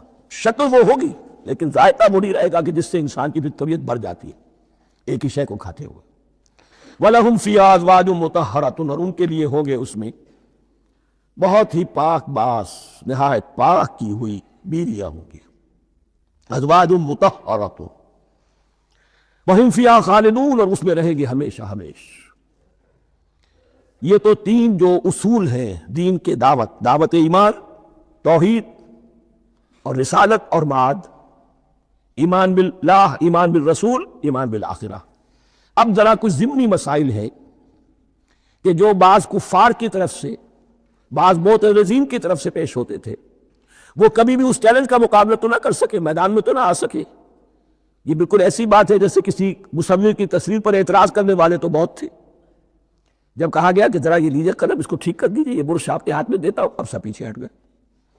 تو کوئی صورت قرآن کے مقابلے میں لانا وہ تو ان کے لیے ممکن نہیں تھی، لیکن ادھر ادھر سے اعتراضات کرنے کے لیے جو زبانیں کھلتی تھی ان میں سے ایک اعتراض نقل کیا جا رہا ہے۔ وہ یہ تھا کہ وہ کہتے تھے کہ قرآن مجید میں مکھی کی تشبیہ آئی ہے، یہ تو بڑی حقیر سی شے ہے، اعلیٰ کلام ہو اور اعلیٰ متکلم ہو، وہ ایسی حقیر چیزوں کا تذکرہ نہیں کرتا۔ بیت العنکبوت، مکڑی کا بھی ذکر ہے قرآن میں، اتنی حقیر شے کا، یہ کوئی اعلیٰ کلام نہیں۔ اس کا جواب دیا جا رہا ہے کہ اصل میں کہیں تشبیہ بیان کرنی ہے، تمثیل بیان کرنی ہے، تو دیکھنا یہ کہ جس شے کے لیے تشبیہ دی جا رہی ہے اس کی مناسبت والی شے ہو۔ شے کوئی بہت حقیر ہے تو کسی عظمت والی شے سے آخر کیسے تشبیہ دی جائے گی؟ وہ تو کسی حقیر شے سے ہی تشبیہ دی جائے گی تو جو اصل مقصد ہے تشبیہ کا وہ پورا ہوگا۔ ان اللہ لا یستحیی ان یضرب مثلا ما بعوضۃ فما فوقہا، اللہ تعالیٰ کو تو اس میں کوئی جھجک نہیں ہے، کوئی شرم نہیں ہے کہ وہ مچھر کی مثال بیان کرے، تو اس سے اوپر، اب یا فوقہا میں دونوں معنی ہو جائیں گے، یعنی کمتر اور حقیر ہونے میں اس سے بھی بڑھ کر، یا یہ کہ اس سے اوپر کی کوئی شے اس کی مثال دینے میں اللہ کو کوئی جھجک نہیں۔ اس لیے کہ مکھی بھی بہرحال مچھر سے ذرا بڑی شے ہے، اس معنی میں بھی ہو سکتا ہے فوقہا، اور فوقہا اس معنی میں بھی کہ اس سے بھی حقیر ہونے میں اس سے بھی بڑھ کر۔ فَأَمَّا الَّذِينَ آمَنُوا فَيَعْلَمُونَ أَنَّهُ الْحَقُّ مِن رَّبِّهِمْ، تو جو لوگ صاحب ایمان ہیں وہ جان لیتے ہیں کہ یہ حق ہے ہمارے رب کی طرف سے۔ وَأَمَّا الَّذِينَ كَفَرُوا، اور جنہوں نے کفر کیا ہے، فَيَقُولُونَ مَاذَا أَرَادَ اللَّهُ بِهَذَا مَثَلًا، یہ کیا مثال اللہ نے دی، کیا ارادہ ہوا اللہ کا اس مثال کے ذریعے سے، دانت بہت چڑھا رہے ہیں، اعتراض کر رہے ہیں۔ اب جو آ رہا ہے اگلا جملہ وہ ہے بہت اہم، یضل بہ کثیرا ویہدی بہ کثیرا، اسی کے ذریعے سے اللہ بہتوں کو ہدایت دیتا ہے اور اسی کے ذریعے سے بہتوں کو گمراہ کرتا۔ معلوم ہوا کہ ہدایت اور گمراہی اور ہدایت اور ضلالت انسان کی سبجیکٹو کنڈیشن کے اوپر دار و مدار ہے اس کا۔ آپ کے دل میں خیر ہے، بھلائی ہے، نیت صحیح ہے، طلب ہدایت، طلب علم، اس میں آپ سچے ہیں، آپ کو ہدایت مل جائے گی۔ دل میں زیغ ہے، کجی ہے، نیت میں ٹیڑھ ہے، فساد ہے، تو اسی کے ذریعے سے اللہ آپ کی گمراہی میں اضافہ کر دے گا۔ یضل بہ کثیرا ویہدی بہ کثیرا، لیکن اللہ کا یہ کسی کو ہدایت دینا اور کسی کو ضلالت دینا علل ٹپ نہیں ہے، کسی قاعدے اور قانون کے بغیر نہیں ہے۔ وما یضل بہ الا الفاسقین، نہیں گمراہ کرتا وہ اس کے ذریعے سے مگر صرف سرکش لوگوں کو، جن میں سرکشی ہے، تعلی ہے، تکبر ہے، اور ان کے اوصاف کیا ہے؟ الذین ینقضون عہد اللہ من بعد میثاقہ، جو توڑ دیتے ہیں اللہ کے ساتھ کیے ہوئے عہد کو، اور سب سے بڑا عہد یہ سورہ اعراف میں چل کر آئے گا، عہد الست۔ عالم ارواح میں ہم عہد الست کر کے آئے، الست بربکم قالوا بلا، کیا میں ہی نہیں ہوں تمہارا رب؟ تمام ارواح نے، میں بھی تھا، آپ بھی تھے، سب تھے، کل انسان، جتنے انسان دنیا میں آج تک آ چکے ہیں وہ بھی تھے، اور جو آنے ہیں ابھی قیامت تک وہ بھی تھے، لیکن تھے صرف ارواح کی شکل میں، جسم نہیں تھے۔ اور یہ میں آپ کو بتا چکا ہوں، مکمل وجود ہے انسان کا روحانی وجود، اولاً تخلیق اس کی ہوئی تھی، اسی سے آگے چل کر ایک بہت فلسفے کا بہت گہرا مضمون آ رہا ہے آگے چل کر، وہ جو عہد الست الست بربکم قالوا بلا، انہوں نے اس عہد کو توڑا، اللہ کو اپنا مالک اور خالق اور اپنا حاکم جاننے کی بجائے خود حاکم بن کر بیٹھ گئے۔ الیس لی ملک مصر، کیا مصر کی بادشاہی میری نہیں ہے؟ I am the sovereign. We are sovereign. Popular sovereignty. بغاوت، سرکشی، فاسق۔ وما يضل به الا الفاسقين الذين ينقضون عهد الله من بعد ميثاقه ويقطعون ما امر الله به ان يوصل، اور کاٹتے ہیں وہ چیز جسے اللہ نے جوڑنے کا حکم دیا ہے۔ اللہ نے صلہ رحمی کا حکم دیا ہے، یہ قطع رحمی کرتے ہیں مال کی طلب میں۔ بھائی بھائی کو ختم کرتا ہے اس کے مال کو ہتھیانے کے لیے، اپنی ذاتی اغراض کے لیے تمام اخلاقی حدود جو ہے انسان پر سو پیش ڈال دیتا ہے۔ اپنا تکبر، اپنے لیے تعلی۔ الذین، آپ دیکھیے نوٹ کیجئے، اس میں ہماری شریعت کا فلسفہ یہ ہے، ایک تعلق ہے اللہ کا بندے کے ساتھ، حقوق اللہ، ایک ہے بندوں کا بندوں کے ساتھ، حقوق العباد۔ اللہ تعالیٰ کیا ہے؟ اسے حاکم اور مالک، اور حاکم سمجھو، الملک سمجھو، خود اس کے بندے بنو۔ انسانوں کا حق کیا ہے؟ کونوا عباد اللہ اخوانا، سب آپس میں بھائی بھائی اللہ کے بندے بن جاؤ۔ اور اس میں سب سے اہم ترین رحمی رشتہ ہے، سگے بھائی بہنیں، پھر دادی کے اوپر جا کر وہ کزنز آ جائیں گے، پر دادی پر جا کر اور جمع ہو جائیں گے، یہاں تک کہ آدم و حوا پر تمام انسان جمع ہو جائیں گے۔ تو رحمی رشتے کی بڑی اہمیت ہے۔ تو وہ فاسقین کے جو توڑتے ہیں اللہ کے عہد کو، اس کو مضبوطی سے باندھنے کے بعد، وَيَقْطَعُونَ مَا أَمَرَ اللَّهُ بِهِ يُوصَلَ وَيُفْسِدُونَ فِي الْأَرْضِ، انہی دونوں چیزوں کے نتیجے میں زمین میں فساد پیدا ہوتا ہے۔ یا اللہ کی اطاعت سے باغی ہو گئے، اور یا آپس میں ایک دوسرے کی گردنیں کاٹنے لگے۔ اولئک هم الخاسرون، یہی لوگ ہیں جو بالآخر خسارے میں، آخری اور دائمی خسارے میں رہنے والے ہیں۔ کیف تکفرون باللہ وکنتم امواتا، تم کیسے کفر کرتے ہو اللہ کا؟ بڑا پیارا انداز ہے۔ وکنتم امواتا، تم مردہ تھے، فاحیاکم، تمہیں زندہ کیا، ثم یمیتکم، پھر تمہیں مارے گا، ثم یحییکم، پھر جلائے گا، ثم الیہ ترجعون، پھر تم اس کی طرف لوٹ جاؤ گے، لوٹا دیے جاؤ گے۔ یہاں وہ بات آ گئی جو آج نگاہوں سے بالکل اوجھل ہو چکی ہے۔ یہ ہم دنیا میں آنے سے پہلے مردہ تھے، کیا مانی؟ یہ مضمون آ کر اصل میں سورہ غافر یا سورہ مومن میں چل کر اس کی پوری وضاحت ہوگی، لیکن چونکہ یہاں تذکرہ ہو چکا ہے عہد الست کا، ہماری پہلی تخلیق ہوئی عالم ارواح میں، ارواح کی صورت میں، پھر ہمیں سلا دیا گیا، وہ ہماری پہلی موت تھی۔ مردہ جو ہے معدوم نہیں ہوتا، مردہ ہوتا ہے، بے جان ہوتا ہے، سویا ہوا ہوتا ہے، اور موت کو اور نیند کو تشبیہ دی گئی ہے۔ پھر ہمیں اس جسد کے ساتھ یہاں زندہ کیا گیا، پھر موت طاری ہوگی، پھر ہمیں زندہ کیا جائے گا۔ یہ آیت جیسا کہ میں نے عرض کیا بہت بڑی اور بڑی گہری حکمت اور فلسفہ قرآن کی آیت ہے۔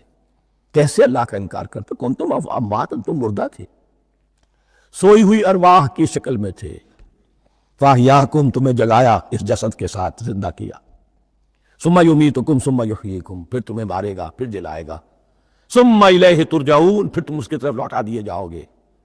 اور اب اس کے بعد جو آخری آیت ہے، هو الذی خلق لکم ما فی الارض جمیعا، اس نے تمہارے لیے بنایا ہے جو کچھ بھی زمین میں ہے۔ اس میں خلافت کا مضمون آ گیا۔ حدیث میں آتا ہے انما الدنیا خلقت لکم وانتم خلقتم للآخرہ، یہ دنیا تمہارے لیے بنائی گئی ہے، تم آخرت کے لیے بنائے گئے ہو۔ هو الذی خلق لکم ما فی الارض جمیعا، اس لیے کہ اگلی آیت پھر آ رہی ہے خلافت کی آیت۔ سارا کچھ زمین میں، یہ بستر جو بچھایا ہو، یہ کائنات کو، زمین کو سجایا تمہاری خلافت کے لیے۔ ثم استوى الى السماء فسواهن سبع سماوات، پھر وہ متوجہ ہوا آسمانوں کی طرف اور انہیں 7 آسمانوں کی شکل میں بنا دیا۔ جیسا کہ میں کل عرض کر چکا ہوں، یہ تاحال ابھی یہ آیات متشابہات میں سے ہے۔ 7 آسمانوں کی کیا حقیقت ہے، ہم اس سے ابھی پورے طور سے واقف نہیں۔ وَهُوَ بِكُلِّ شَيْءٍ عَلِيمٌ، اور اسے ہر شے کا علم حقیقی حاصل ہے۔ بارک اللہ لی ولکم فی القرآن العظیم ونفعنی وإیاکم بالآیات والذکر الحکیم۔ رب اشرح لی صدری ویسر لی امری واحلل عقدۃ من لسانی یفقہوا قولی۔ جیسا کہ میں نے عرض کیا تھا، سورہ بقرہ کے پہلے 4 رکوع نہایت اہم ہیں، نہایت جامع ہیں۔ پہلے 2 رکوعوں میں 3 قسم کے انسانوں کی وضاحت کی گئی، 3 قسم کے کردار کے نقشے کھینچ دیے گئے۔ تیسرے رکوع میں قرآن مجید کی دعوت کا خلاصہ آ گیا، توحید فی العقیدہ، توحید فی العمل، یعنی عبادت اللہ کی، ایمان بالرسالت، قرآن مجید کو منزل من اللہ کلام ماننا۔ اس میں اگر شک ہے تو جو بھی چیلنج تھا، اگر واقعتاً تمہیں شک ہے، حقیقت میں شک نہیں ہے، لیکن جیسا کہ تم کہہ رہے ہو کہ تمہیں شک ہے، تو کوشش کرو اس کے مقابلے کی ایک صورت بنا لاؤ۔ پھر آخرت، جنت اور دوزخ، ان دونوں کا تذکرہ ہو گیا۔ پھر ایک خاص مسئلہ جو قرآن مجید کے اسلوب پر اعتراض کی شکل میں آیا کہ اس میں مچھر جیسی حقیر شے کا بھی تذکرہ ہے، اس کی حکمت بیان کر دی گئی کہ تشبیہ اور تمثیل میں ظاہر بات ہے کہ ممثل لہو اور ممثل بہی میں مناسبت چاہیے۔ جس چیز کے لیے تمثیل بیان کی جا رہی ہے، جس شے سے تمثیل بیان کی جا رہی ہے، ان میں مناسبت ہونی چاہیے، اس میں عظیم یا حقیر کا کوئی سوال نہیں۔ پھر یہ بات کہ جن لوگوں کے دلوں میں زیغ ہے، کجی ہے، وہ اس قرآن سے بھی ان کی ضلالت میں، گمراہی میں اضافہ ہوگا۔ جو لوگ طالب حق ہے ان کو یہ قرآن مجید ہدایت دے گا، اور کن کو اللہ گمراہ کرتا ہے؟ جو سرکش ہے، جو نمبر ایک اللہ سے جو عہد کر کے دنیا میں آئے تھے اس کی خلاف ورزی کر رہے ہیں، اور صلہ رحمی کے بجائے قطع رحمی کرتے ہیں۔ اس کے بعد ایک بہت اہم فلسفیانہ بات آ گئی، اور اسی کے ضمن میں نے اصل میں یہ ساری بات دہرائی ہے۔ میں نے کہا تھا کہ یہ بات واضح ہوگی آگے جا کر سورہ غافر میں۔ پھر ذہن میں لائیے کہ جب یہ صورت نازل ہوئی ہے، سورہ غافر نازل ہو چکی تھی، لہذا یہاں اجمالی تذکرہ ہے، وہاں تفصیلی تذکرہ ہے۔ اہل جہنم کا قول نقل ہوا ہے، ربنا ابتنا اثنتین واحییتنا اثنتین فاعترفنا بذنوبنا فہل الی خروج من السبیل۔ اے اللہ، تو نے 2 مرتبہ ہم پر موت وارد کی، 2 مرتبہ ہمیں زندہ کیا، اب ہم نے اپنے قصور تسلیم کر لیے، تو اب یہاں سے بھی کوئی اور مرحلہ ہے یا نہیں؟ یہاں سے نکلنے کا بھی کوئی راستہ ہے یا نہیں؟ اس سے حقیقت یہ واضح ہوئی، انسان کی تخلیق اول ہوئی عالم ارواح میں، صرف ارواح کی حیثیت سے، اور حدیث میں آتا ہے الارواح جنود مجندہ، لشکروں کی شکل، تمام انسان، ان سے عہد لیا گیا الست بربکم قالوا بلا، پھر سلا دیا گیا ارواح کو۔ یہ گویا کہ پہلی موت تھی جو ہم گزار آئے۔ پھر عالم خلق کا مرحلہ آیا۔ عالم خلق میں یہ تناسل کے ذریعے سے رحم مادر میں جب ایک جنین تیار ہوتا ہے تو ایک حدیث ہے حضرت عبداللہ بن مسعود سے، 4 مہینے کا جب جنین ہو جاتا ہے تو اس کے بعد وہ روح لا کر اس میں پھونک دی جاتی ہے۔ یہ گویا کہ احیاء اولا ہو گیا، پہلی مرتبہ کا زندہ کیا جانا، پہلی موت کی نیند سے جگا دیا گیا۔ اے تازہ واردان بساط ہوائے دل، اب ہم اس دنیا میں اس جسد کے ساتھ زندہ ہوئے، اب پھر موت آئے گی، جسد یہی چلا جائے گا جہاں سے آیا تھا، روح جہاں سے آئی تھی وہاں واپس جائے گی۔ ثم یمیتکم ثم یحییکم ثم الیہ ترجعون، پھر تمہیں اللہ کی طرف لوٹا دیا جائے گا۔ یہ ہے بہت گہرا نقطہ فلسفہ دین کا۔ اس کے بعد مضمون شروع ہو رہا ہے خلافت کا، جس کا اجمالی جو ہے تذکرہ 3رے رکوع کی آخری آیت میں آ گیا، هو الذی خلق لکم ما فی الارض جميعا، زمین میں جو کچھ ہے اے انسانوں تمہارے لیے پیدا کیا گیا۔ اسی کے ساتھ جڑتا ہوا مضمون اب خلافت کا آ رہا ہے۔ وَإِذْ قَالَ رَبُّكَ لِلْمَلَائِكَةِ إِنِّي جَاعِلٌ فِي الْأَرْضِ خَلِيفَةً، اور یاد کرو جب کہ کہا تھا تمہارے رب نے فرشتوں سے، میں بنانے والا ہوں زمین میں ایک خلیفہ۔ اب خلیفہ کی حقیقت کو سمجھیے، خلیفہ کسے کہتے ہیں؟ نائب۔ عام طور پر لوگوں کو مغالطہ ہوتا ہے کہ خلیفہ جانشین جو ہے وہ تو کسی کے موت کے بعد ہوتا ہے، زندگی میں تو نہیں ہوتا۔ لیکن یہاں اصل میں ہمارے لیے بہت آسان ہے، انسان کی جو اصل حقیقت ہے اس دنیا میں اس کو سمجھنے کے لیے یوں سمجھیے کہ ہم آج سے 50 سال پہلے انگریز کے غلام تھے، ہمارا بادشاہ یا ملکہ انگلستان میں تھا یا تھی، دہلی میں وائس رائے ہوتا تھا۔ وائس رائے کا کام کیا ہے؟ جو حکم آیا ہے ہز میجسٹیز گورنمنٹ کا یا ہر میجسٹیز گورنمنٹ کا جو حکم آیا ہے بلا چون و چرا، بغیر کسی تغیر اور تبدل کے نافذ کرے۔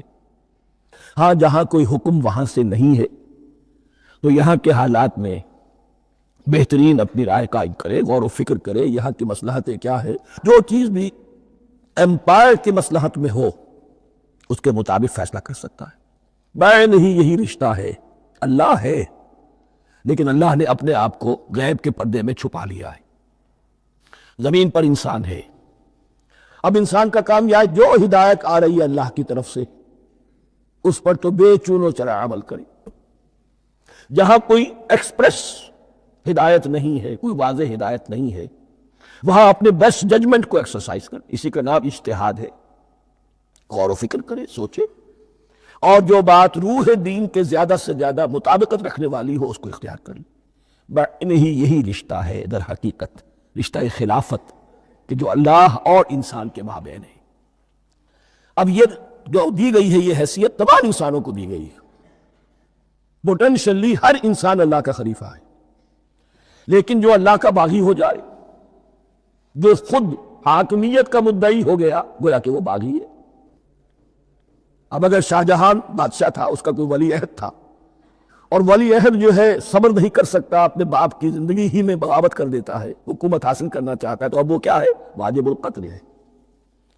جو لوگ بھی حاکمیت کے مدعی ہو گئے، ویسے تو حقیقت واجب القتل ہے، لیکن دنیا میں مہلت دی ہے اللہ نے، یہ دارالامتحان ہے، فوراً قتل نہیں کرتا، فوراً ختم نہیں کرتا۔ وَلَوْلَا كَلِمَةٌ سَبَقَتْ مِن رَبِّكَ إِلَىٰ أَجَلٍ مُّسَمًّى لَقُضِيَ بَيْنَهُمْ، اگر یہ پہلے بات طے نہ ہو چکی ہوتی، ایک وقت معین تک کے لیے انہیں مہلت اللہ نے نہ دی ہوتی تو اللہ فیصلہ چکا دیتا، لیکن مہلت دی ہے۔ لیکن کم سے کم اتنی سزا ملتی ہے کہ اب وہ خلافت کے حق سے محروم کر دیے گئے۔ گویا کہ اب خلافت دنیا میں ہوگی، خلافت المسلمین، صرف وہی شخص کہ جو اللہ کو مانے اپنا حاکم مطلق، وہ خلافت کا اہل ہے۔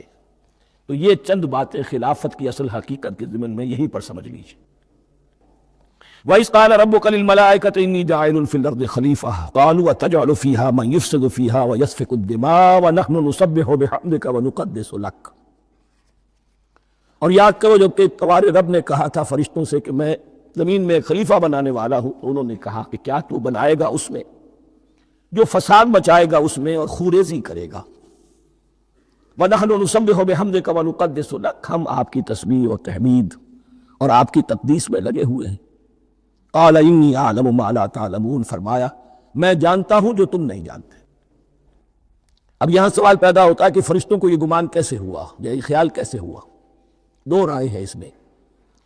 ایک تو یہ کہ انسان کی تخلیق سے پہلے اس دنیا میں جنات تھے، اور انہیں بھی کچھ اللہ نے تھوڑا سا اختیار دیا تھا، اور انہوں نے یہاں فساد مچایا۔ انہیں پر قیاس کرتے ہوئے فرشتوں نے سمجھا کہ انسان بھی پھر زمین میں فساد مچائے گا، خوریزی کرے گا۔ ایک دوسری اصولی بات یہ کہی گئی ہے کہ خلافت کا لفظ جب استعمال ہوا تو اس کے معنی ہے کہ کوئی نہ کوئی اختیار بھی ملے گا۔ جنات کے بارے میں خلافت کا لفظ کہیں نہیں آیا، انسان کے بارے میں آ رہا ہے۔ خلیفہ بالکل بے اختیار نہیں ہوتا، جیسا کہ میں نے عرض کیا، جہاں واضح حکم ہے تو اس کی تو تنفیذ، جہاں نہیں ہے وہاں اپنی رائے سے جتنا بھی بہتر سے بہتر سوچ سکتا ہو انسان رائے قائم کرے۔ یہ اختیار جو ہے، ظاہر بات ہے جہاں اختیار ہوگا صحیح استعمال ہونے کا بھی امکان ہے، غلط استعمال ہونے کا بھی امکان ہے۔ اختیار تو بلکہ یہ کہ آپ کا پولیٹیکل سائنس کا تو ایکسیم یہ ہے، authority turns to corrupt and absolute authority corrupts absolutely۔ تو ٹینڈنسی کرپشن کی ہوتی ہے اختیار کے اندر۔ اس بنا پر انہوں نے قیاس کیا کہ اس میں فساد ہوگا، خوریزی ہوگی۔ اللہ تعالیٰ نے فرمایا اپنی حکمتوں سے میں خود واقف ہوں، میں کیوں بنا رہا ہوں یہ میں جانتا ہوں، تم نہیں جانتے۔ وَعَلَّمَ آدَمَ الْأَسْمَاءَ كُلَّهَا، اور اللہ نے سکھا دیے آدم کو تمام کے تمام نام۔ اب اس میں بھی ایک رائے تو یہ ہے، بلکہ اس میں تقریباً اجماع ہے مفسرین کا، کہ اس سے مراد ہے تمام اشیاء کے نام، اور تمام اشیاء کے نام سے مراد ہے ان کی حقیقت کا علم۔ ہیومن نالج جو ہے، اگر آپ اس کا تجزیہ کریں گے تو وہ یہی ہے کہ انسان ایک چیز کو پہچانتا ہے، پھر اس کے لیے ایک نام رکھتا ہے یا کوئی ٹرم اس کے لیے قائم کرتا ہے۔ اس نام یا ٹرم اور اس کے حوالے سے، اصطلاح کے حوالے سے بہت سے حقائق کو اپنے ذہن کے اندر محفوظ کرتا ہے۔ تو گویا کہ ان علمہ آدم الاسماء کلہا، تمام نام سکھا دیے کل مادی کائنات کے اندر جو کچھ وجود میں آنے والا تھا، ان سب کی حقیقت سے پوٹینشلی حضرت آدم کو آگاہ کر دیا۔ یہ پوٹینشل علم ہے، ہیومن نالج، جو ایکوائرڈ نالج ہے، جو انسان کو سمع اور بصر اور اپنے اس دماغ کے کمپیوٹر کے ذریعے سے حاصل ہوتا ہے.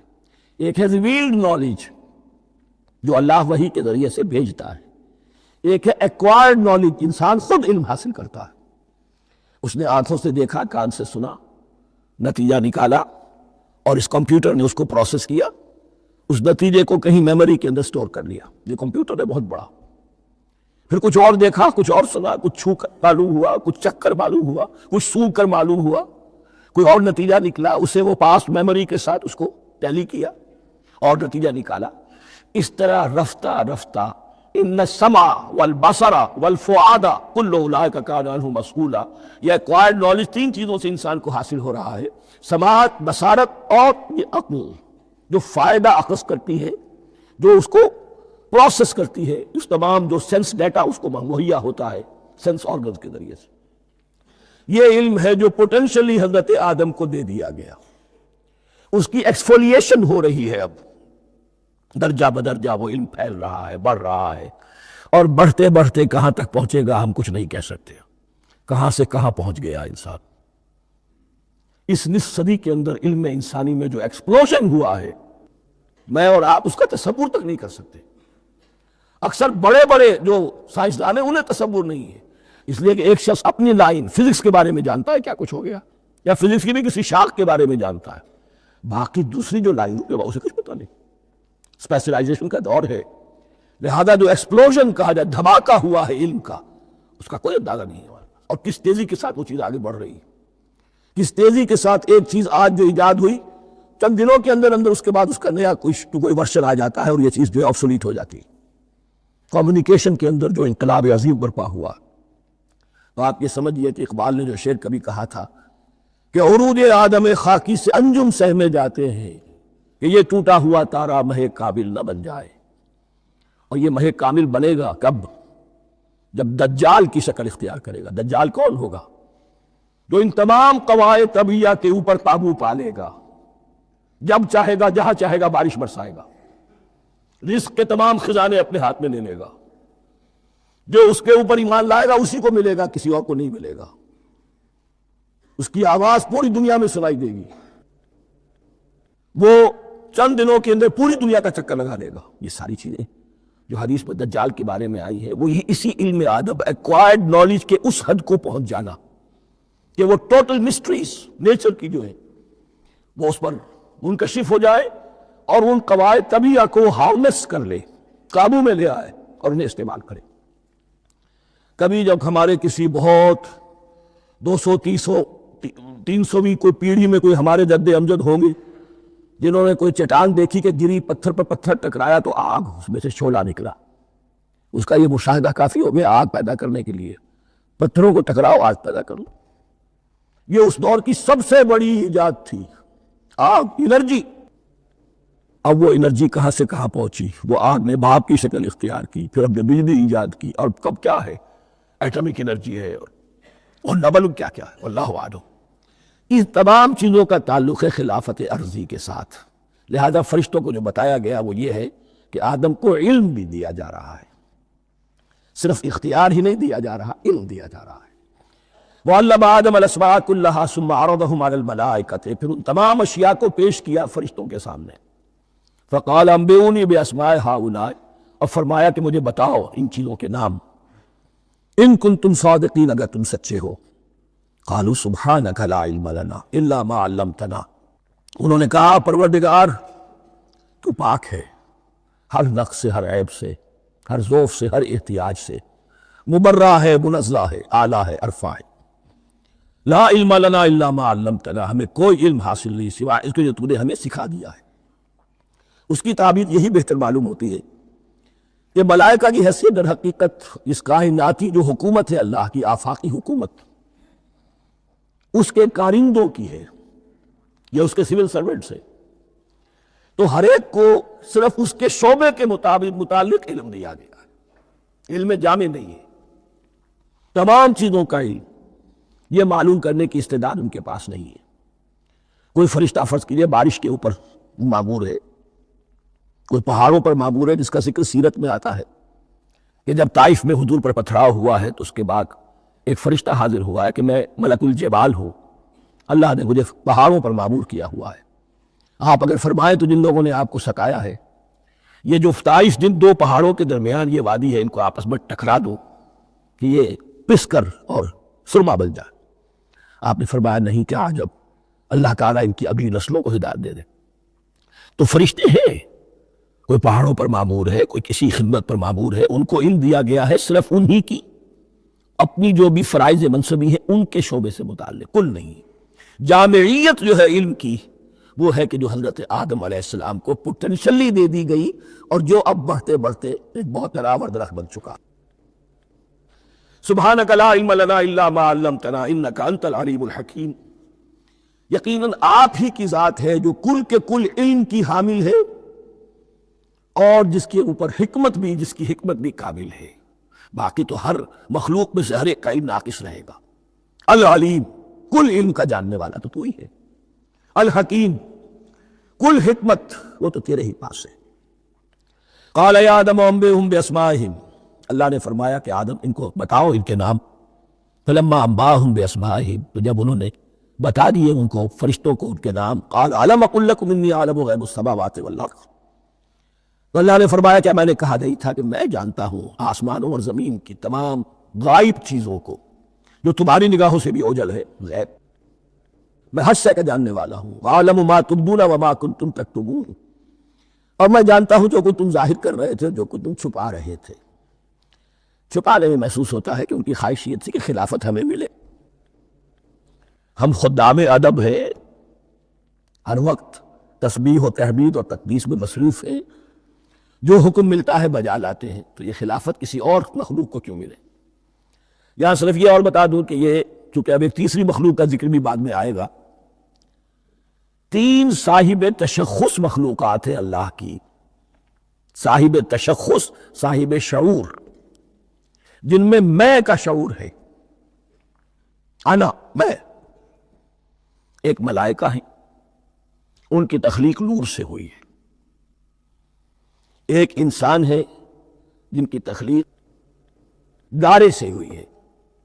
ایک جنات ہیں جن کی تخلیق آگ سے ہوئی ہے. باقی حیوانات ہیں، ان میں شعور تو ہے، خود شعوری نہیں ہے. Self consciousness, there is a world of difference between consciousness and self consciousness. انسان جب دیکھتا ہے تو اس کو یہ بھی معلوم ہے میں دیکھ رہا ہوں. کتا بلا دیکھتا ہے، اسے یہ اندازہ نہیں ہوتا کہ میں دیکھ رہا ہوں. دیکھنے کا ایک نتیجہ ہے جو نکل آتا ہے، لیکن میں کا وجود نہیں ہے.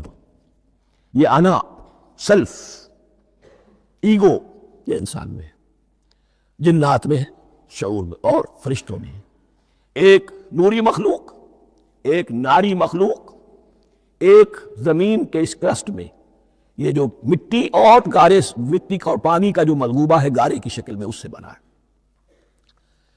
قال یا آدم انبئہم باسمائہم فلما انباہم باسمائہم قال الم اقل لکم انی اعلم غیب السماوات والارض واعلم ما تبدون وما کنتم تکتمون وَإِذْ قُلْنَا لِلْمَلَائِكَةِ اسْجُدُوا لِآدَمَ فَسَجَدُوا إِلَّا إِبْلِيسَ. اور یاد کرو جب کہ ہم نے کہا فرشتوں سے سجدہ کرو سب کے سب آدم کو، جھک جاؤ آدم کے سامنے. فَسَجَدُوا، ان سب نے سجدہ کیا، إِلَّا إِبْلِيسَ، سوائے ابلیس کے. پہلی بات تو یہ سمجھیے کہ تمام ملائکہ کے سجدے کی ضرورت کیا تھی؟ کیا یہ صرف تعظیماً تھا؟ اور تعظیم اگر تھا تو کیا آدم خاکی کی تعظیم تھی یا کسی اور شے کی تعظیم تھی؟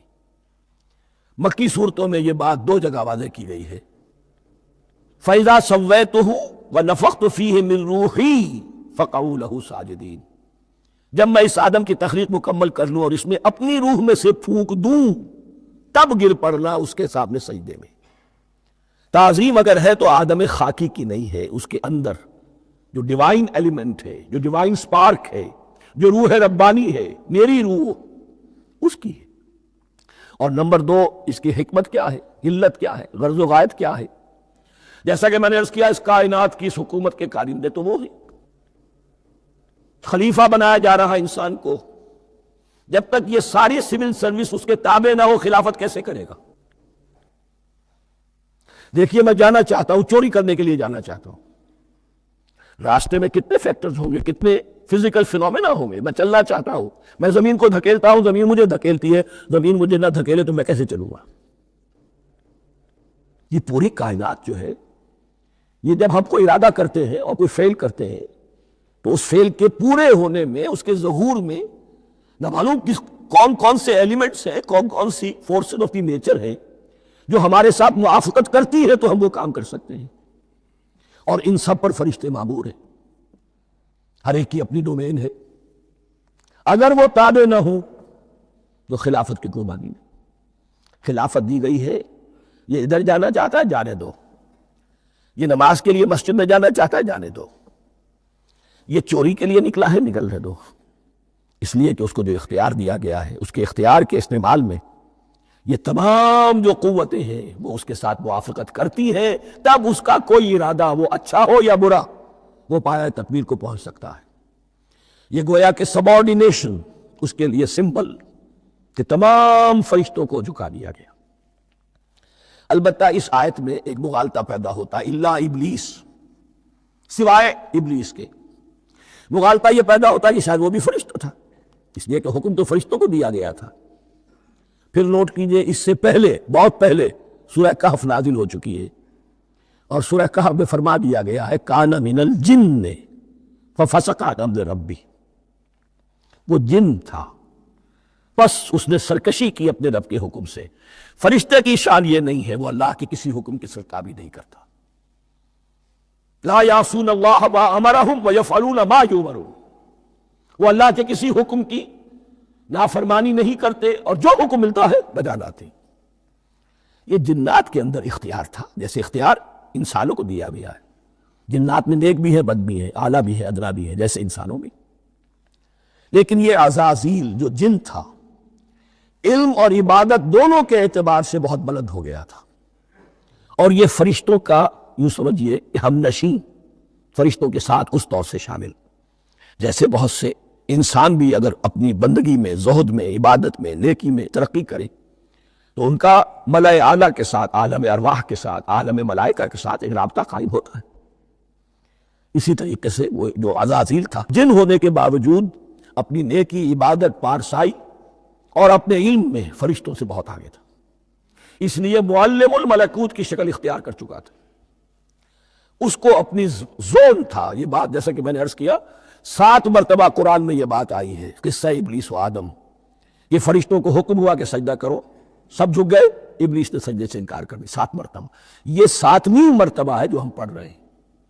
مصحف میں پہلی مرتبہ آ رہا ہے، ترتیب نزول میں 7ویں مرتبہ آ رہا ہے.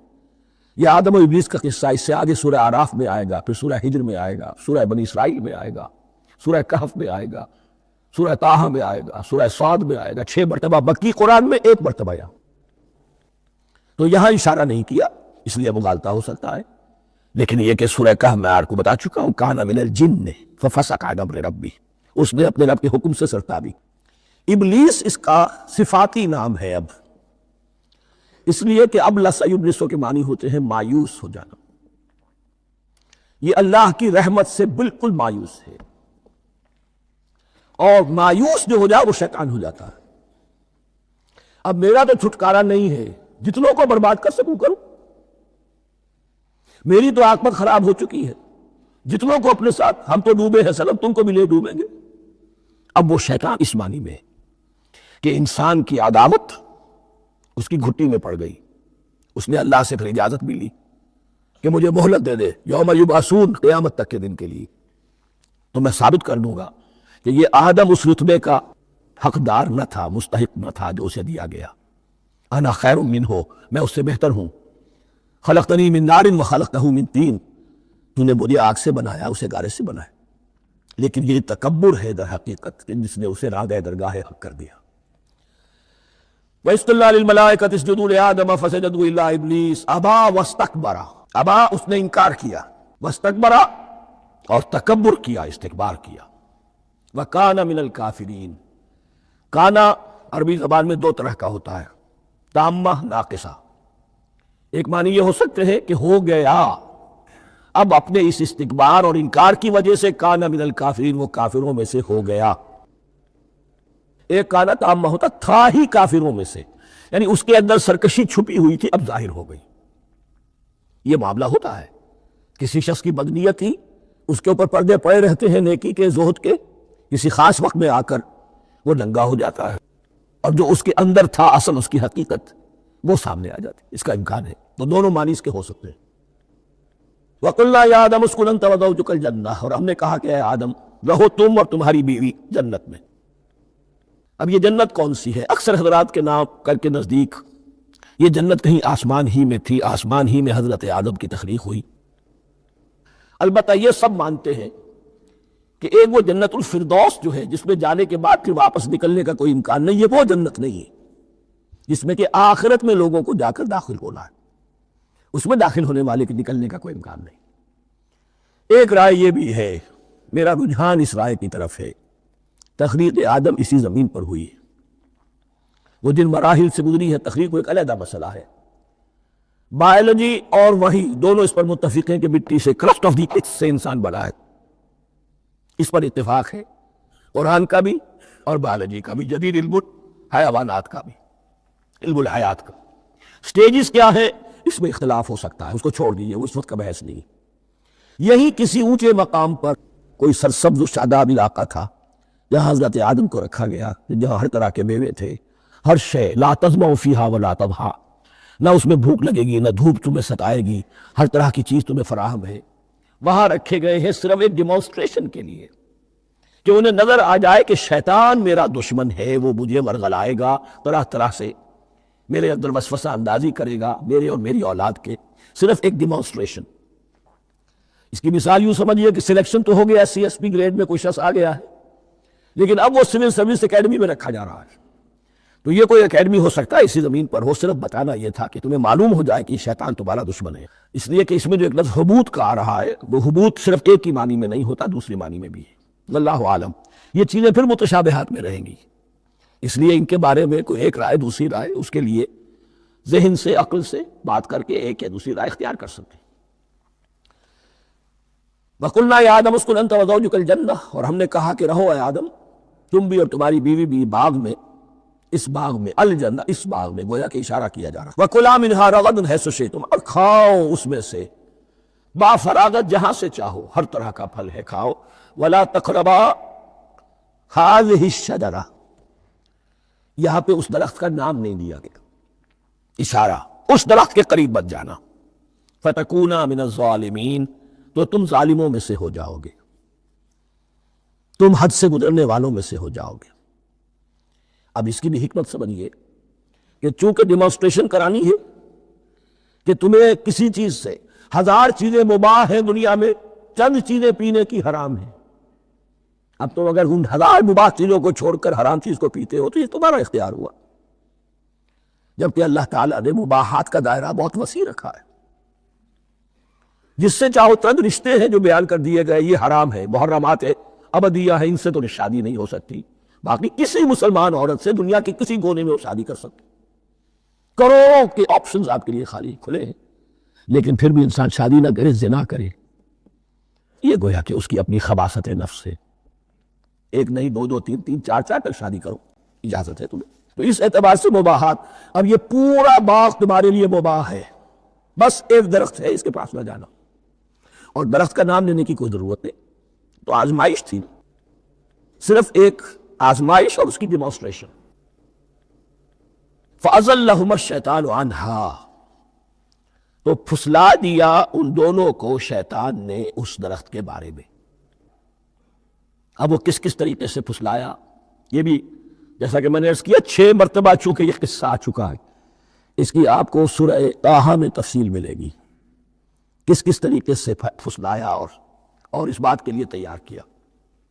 فَأَخْرَجَهُمَا مِمَّا كَانَا فِيهِ، تو نکلوا دیا ان دونوں کو اس کیفیت میں سے جس میں کہ وہ تھے، وہ کیفیت کہ نہ کوئی مشقت ہے، نہ کوئی محنت ہے، اور انسان کو ہر طرح کا اچھے سے اچھا پھل مل رہا ہے، تمام ضروریات فراہم ہیں، خاص کوئی حلۂ جنت ہے جس کا کہ لباس بھی عطا کیا گیا ہے، لیکن ان کیفیات سے اب نکال کر، اب جسے آپ کہیں گے bitter facts of life، اچھا اب جاؤ، یہ ڈیمانسٹریشن کرنی تھی، ہو گئی، شیطان تمہارا دشمن ہے، تمہارا اور تمہاری نسل کا، شیطان لعین، اور وہ تمہیں پھسلائے گا جیسے آج پھسلایا ہے۔ تم آگاہ رہنا اس کی شرارتوں سے۔ ان الشیطان لکم عدو فاتخذوہ عدوا، یہ شیطان تمہارا دشمن ہے، اسے اپنا دشمن ہی سمجھو۔ لیکن یہ ہے کہ اگر کچھ لوگ اسے دوست بنا لیں، اس کے ایجنٹ بن جائیں، اس کے کارندے بن جائیں، یہ ان کا چوائس ہے جس کی سزا انہیں ملے گی۔ فَأَخْرَجَهُمَا مِمَّا كَانَا فِيهِ وَقُلْنَا اهْبِطُوا بَعْضُكُمْ لِبَعْضٍ عَدُوٌّ، اور ہم نے کہا اترو، تم سب ایک دوسرے کے دشمن ہو گئے۔ اب یہ چونکہ جمع کا صیغہ آیا ہے، ایک دوسرے کے دشمن ہو گئے، تو ایک دشمنی تو شیطان اور آدم اور ذریت آدم کی ہے، ایک اور دشمنی بھی ہے جو انسان میں مرد اور عورت کے مابین ہے۔ عورت بھی پھسلاتی ہے، غلط راستے پر ڈالتی ہے، مرد عورتوں کو گمراہ کرتے ہیں، عورتیں مردوں کو گمراہ کرتی ہیں۔ قرآن مجید میں کہا گیا یا ایھا الذین آمنوا ان من ازواجکم واولادکم عدوا لکم فاحذروہم، اہل ایمان چوکنے رہو، چوکس رہو، تمہاری بیویوں اور اولاد میں سے تمہارے دشمن ہیں، بچ کر رہو، کیپ الرٹ، کہیں ان کی محبت تمہیں راہ حق سے منحرف نہ کر دے۔ تم ایک اچھا کام کرنا چاہتے ہو، بیوی رکاوٹ بن گئی، بیوی کو اچھا کام کرنا چاہتے، شوہر رکاوٹ بن گیا، تو یہ محبت نہیں ہے، یہ عداوت ہے۔ اس حوالے سے بعضکم لبعض عدو وَلَكُمْ فِي الْأَرْضِ مُسْتَقَرٌّ وَمَتَاعٌ إِلَىٰ حِینٍ، اور تمہارے لیے اب زمین میں مستقر ہے، جائے قیام ہے اور متاع ہے، ضرورت کی چیزیں ہیں ہم نے فراہم کر دی ہیں، اِلیٰ حین، لیکن ایک وقت معین تک کے لیے، یہ ابدی نہیں ہے، ایک وقت آئے گا یہ بساط ہم لپیٹ دیں گے۔ یوم نطوی السماء کطی السجل للکتب، جس دن کہ ہم تمام فضاؤں کو اور تمام خلاؤں کو، تمام آسمانوں کو اس طرح لپیٹ لیں گے جیسے کتابوں کا تمار لپیٹ دیا جاتا ہے، ایک وقت آئے گا۔ یہ تخلیق الی اجل مسمى ہے، الی حین ہے۔ فتلقى آدم من ربہ کلمات فتاب علیہ، تو سیکھ لیے، حاصل کر لیے آدم نے اپنے رب سے کچھ کلمات، تو اللہ نے ان کی توبہ قبول کر لی۔ اب اس کی وضاحت سورہ اعراف میں ہے، یہ تو چونکہ پس منظر میں وہ 2/3 قرآن موجود ہے، اس کی وضاحت کیا ہے کہ حضرت آدم میں سخت پشیمانی پیدا ہوئی ہے، میں نے کیا کیا، مجھ سے خطا سرزد ہو گئی، اللہ کے حکم کی میں نے خلاف ورزی کی، لیکن ان کے پاس الفاظ نہیں تھے کن الفاظ میں اللہ سے استغفار کریں، کن الفاظ میں اللہ سے معافی چاہیں۔ اللہ کی رحمت یہ ہوئی کہ اللہ نے الفاظ انہیں خود تلقین فرما دی۔ یہ اللہ کی شان رحیمی ہے۔ اصل شے جو ہے وہ انسان کے اندر گناہ پر ندامت کا پیدا ہو جانا ہے، یہ اصل توبہ ہے۔ علامہ اقبال نے جو بڑی اپنی آغاز عنفوان شباب میں جو اشعار کہے تھے، ان میں سے ایک شعر کو سن کر پھڑک اٹھے تھے اس وقت کے اساتذہ بھی۔ موتی سمجھ کے شان کریمی نے چن لیے، قطرے جو تھے میرے عرق انفعال کے، انفعال کہتے ہیں شرمندگی کو، شرمندگی سے میری پیشانی پر جو پسینے کے قطرے نمودار ہو گئے، میرے پروردگار کو وہ اتنے عزیز ہوئے، اس نے انہیں موتی کی طرح چن لیا۔ موتی سمجھ کے شان کریمی نے چن لیے، قطرے جو تھے میرے عرق انفعال کے۔ تو فتلقى آدم من ربہ کلمات، ان پر پچھتاوا ہوا، ندامت ہوئی، اللہ نے انہیں الفاظ، وہ الفاظ کیا تھے وہ سورہ اعراف میں ہیں، ربنا ظلمنا انفسنا وان لم تغفر لنا وترحمنا لنکونن من الخاسرین، اے اللہ ہم نے اپنی جانوں پر ظلم کیا ہے، اور اگر تو نے ہمیں بخش نہ دیا اور رحم نہ فرمایا تو ہم تو خسارہ والوں میں ہو جائیں گے، تباہ ہو جائیں گے، برباد ہو گئے۔ یہیں پر فوری تقابل موجود ہے۔ غلطی ابلیس سے بھی ہوئی، حکم سے سرتابی ہوئی، لیکن اس پر ندامت نہیں ہوئی، تکبر کی بنا پر اور اکڑ گیا، انا خیر منہ۔ غلطی آدم سے بھی ہوئی، نافرمانی ہوئی، لیکن اس پر پشیمان ہوئے اور توبہ کی۔ وہ شیطنت ہے، یہ آدمیت ہے، ورنہ کوئی انسان گناہ سے اور معصیت سے مبرہ نہیں ہے۔ حضور کی ایک حدیث ہے، کل بنی آدم کلکم خطاؤون، کل بنی آدم خطاؤون وخیر الخطائین التوابون، آدم کے تمام اولاد، تمام انسان خطا کار ہیں، ان خطا کاروں میں بہتر وہ ہیں، اچھے وہ ہیں جو توبہ کرتے ہیں۔ تو یہاں حضرت آدم سے غلطی ہوئی، ان توبہ کی، پشیمانی ہوئی، ندامت ہوئی، اس نے کی اور اس پر جم گیا، اصرار کیا۔ فتلقى آدم من ربه کلمات فتاب علیہ انہ هو التواب الرحیم، یقیناً وہی تو ہے بہت توبہ کو قبول فرمانے والا اور بہت رحم فرمانے والا۔ یہ نوٹ کیجئے گا، توبہ کا لفظ دونوں طرف سے آتا ہے، بندہ بھی تواب، وخیر الخطائین التوابون، تواب بندے بھی ہو گئے، تواب اللہ بھی ہے۔ اس کی اصل حقیقت کیا ہے؟ بندے نے خطا کی اور دور ہو گیا اللہ سے، اللہ نے اپنی رحمت کی نگاہ اس سے پھیر لی۔ بندے نے توبہ کی، اللہ پھر اپنی رحمت کے ساتھ اس کی طرف متوجہ ہو گیا۔ توبہ کے معنی پلٹنا، بندہ معصیت سے توبہ کر کے اپنی اصلاح کی طرف، بندگی کی طرف، اطاعت کی طرف پلٹ آیا۔ اللہ نے جو اپنی نظر رحمت پھیر لی تھی، اللہ نے پھر وہی اپنی شان غفاری اور رحیمی کے ساتھ بندے کی طرف توجہ فرما لی، جس کے لیے حدیث میں الفاظ آتے ہیں، تم اگر میری طرف بالشت بھراؤ گے میں ہاتھ بھراؤں گا، تم اگر چل کر آؤ گے میں دوڑ کر آؤں گا، ہم تو مائل بکرم ہے کوئی سائل ہی نہیں، راہ دکھلائے کسے رہنم منزل ہی نہیں، وہ تو تواب ہے۔ بس فرق یہ ہے کہ تابہ بندے کے لیے ہوگا تو الہ ہوگا، تابہ الہ، انی تم تو الیک، اور جب اللہ کی طرف سے ہوگا تابہ علیہ، وہ اعلیٰ ہوگا، اس پر توبہ کی، یعنی اللہ کی بلند شان ہے تو انسان توبہ کرتا ہے تو اس کی طرف توبہ کرتا ہے، اللہ کی شان کیا ہے، وہ توبہ کرتا ہے تو بندے پر اعلیٰ، فتاب علیہ انہ هو التواب الرحیم۔ قلنا اہبطوا منہا جمیعا، ہم نے کہہ دیا اتر جاؤ اس سے تم سب کے سب، فَإِمَّا يَأْتِيَنَّكُم مِّنِّي هُدًى، اب یہاں لفظ آیا اہبطوا، یہاں بھی پہلے بھی آیا ہے۔ جو حضرات یہ سمجھتے ہیں کہ تخلیق آدم آسمانوں پر ہوئی ہے اور جنت بھی وہ آسمان میں ہے جہاں رکھے گئے تھے، آزمائشی یا ٹریننگ یا ڈیمانسٹریشن والی جنت، وہ یہاں حبوط کا ترجمہ کریں گے کہ آسمان سے زمین پر اترنے کا حکم دیا گیا۔ جو لوگ سمجھتے یہی کسی بلند مقام پر تھے، وہ کہتے کہ نیچے اترو، کسی بڑی اونچی سطح مرتفع پر اگر کوئی جگہ تھی تو اب نیچے اترو اور جاؤ، اب تمہیں زمین میں ہل چلانا پڑے گا، اب روٹی حاصل کرنے کے لیے یہ جو نعمتوں کے دسترخوان یہاں بچھے ہوئے تھے یہ اب تمہارے لیے نہیں۔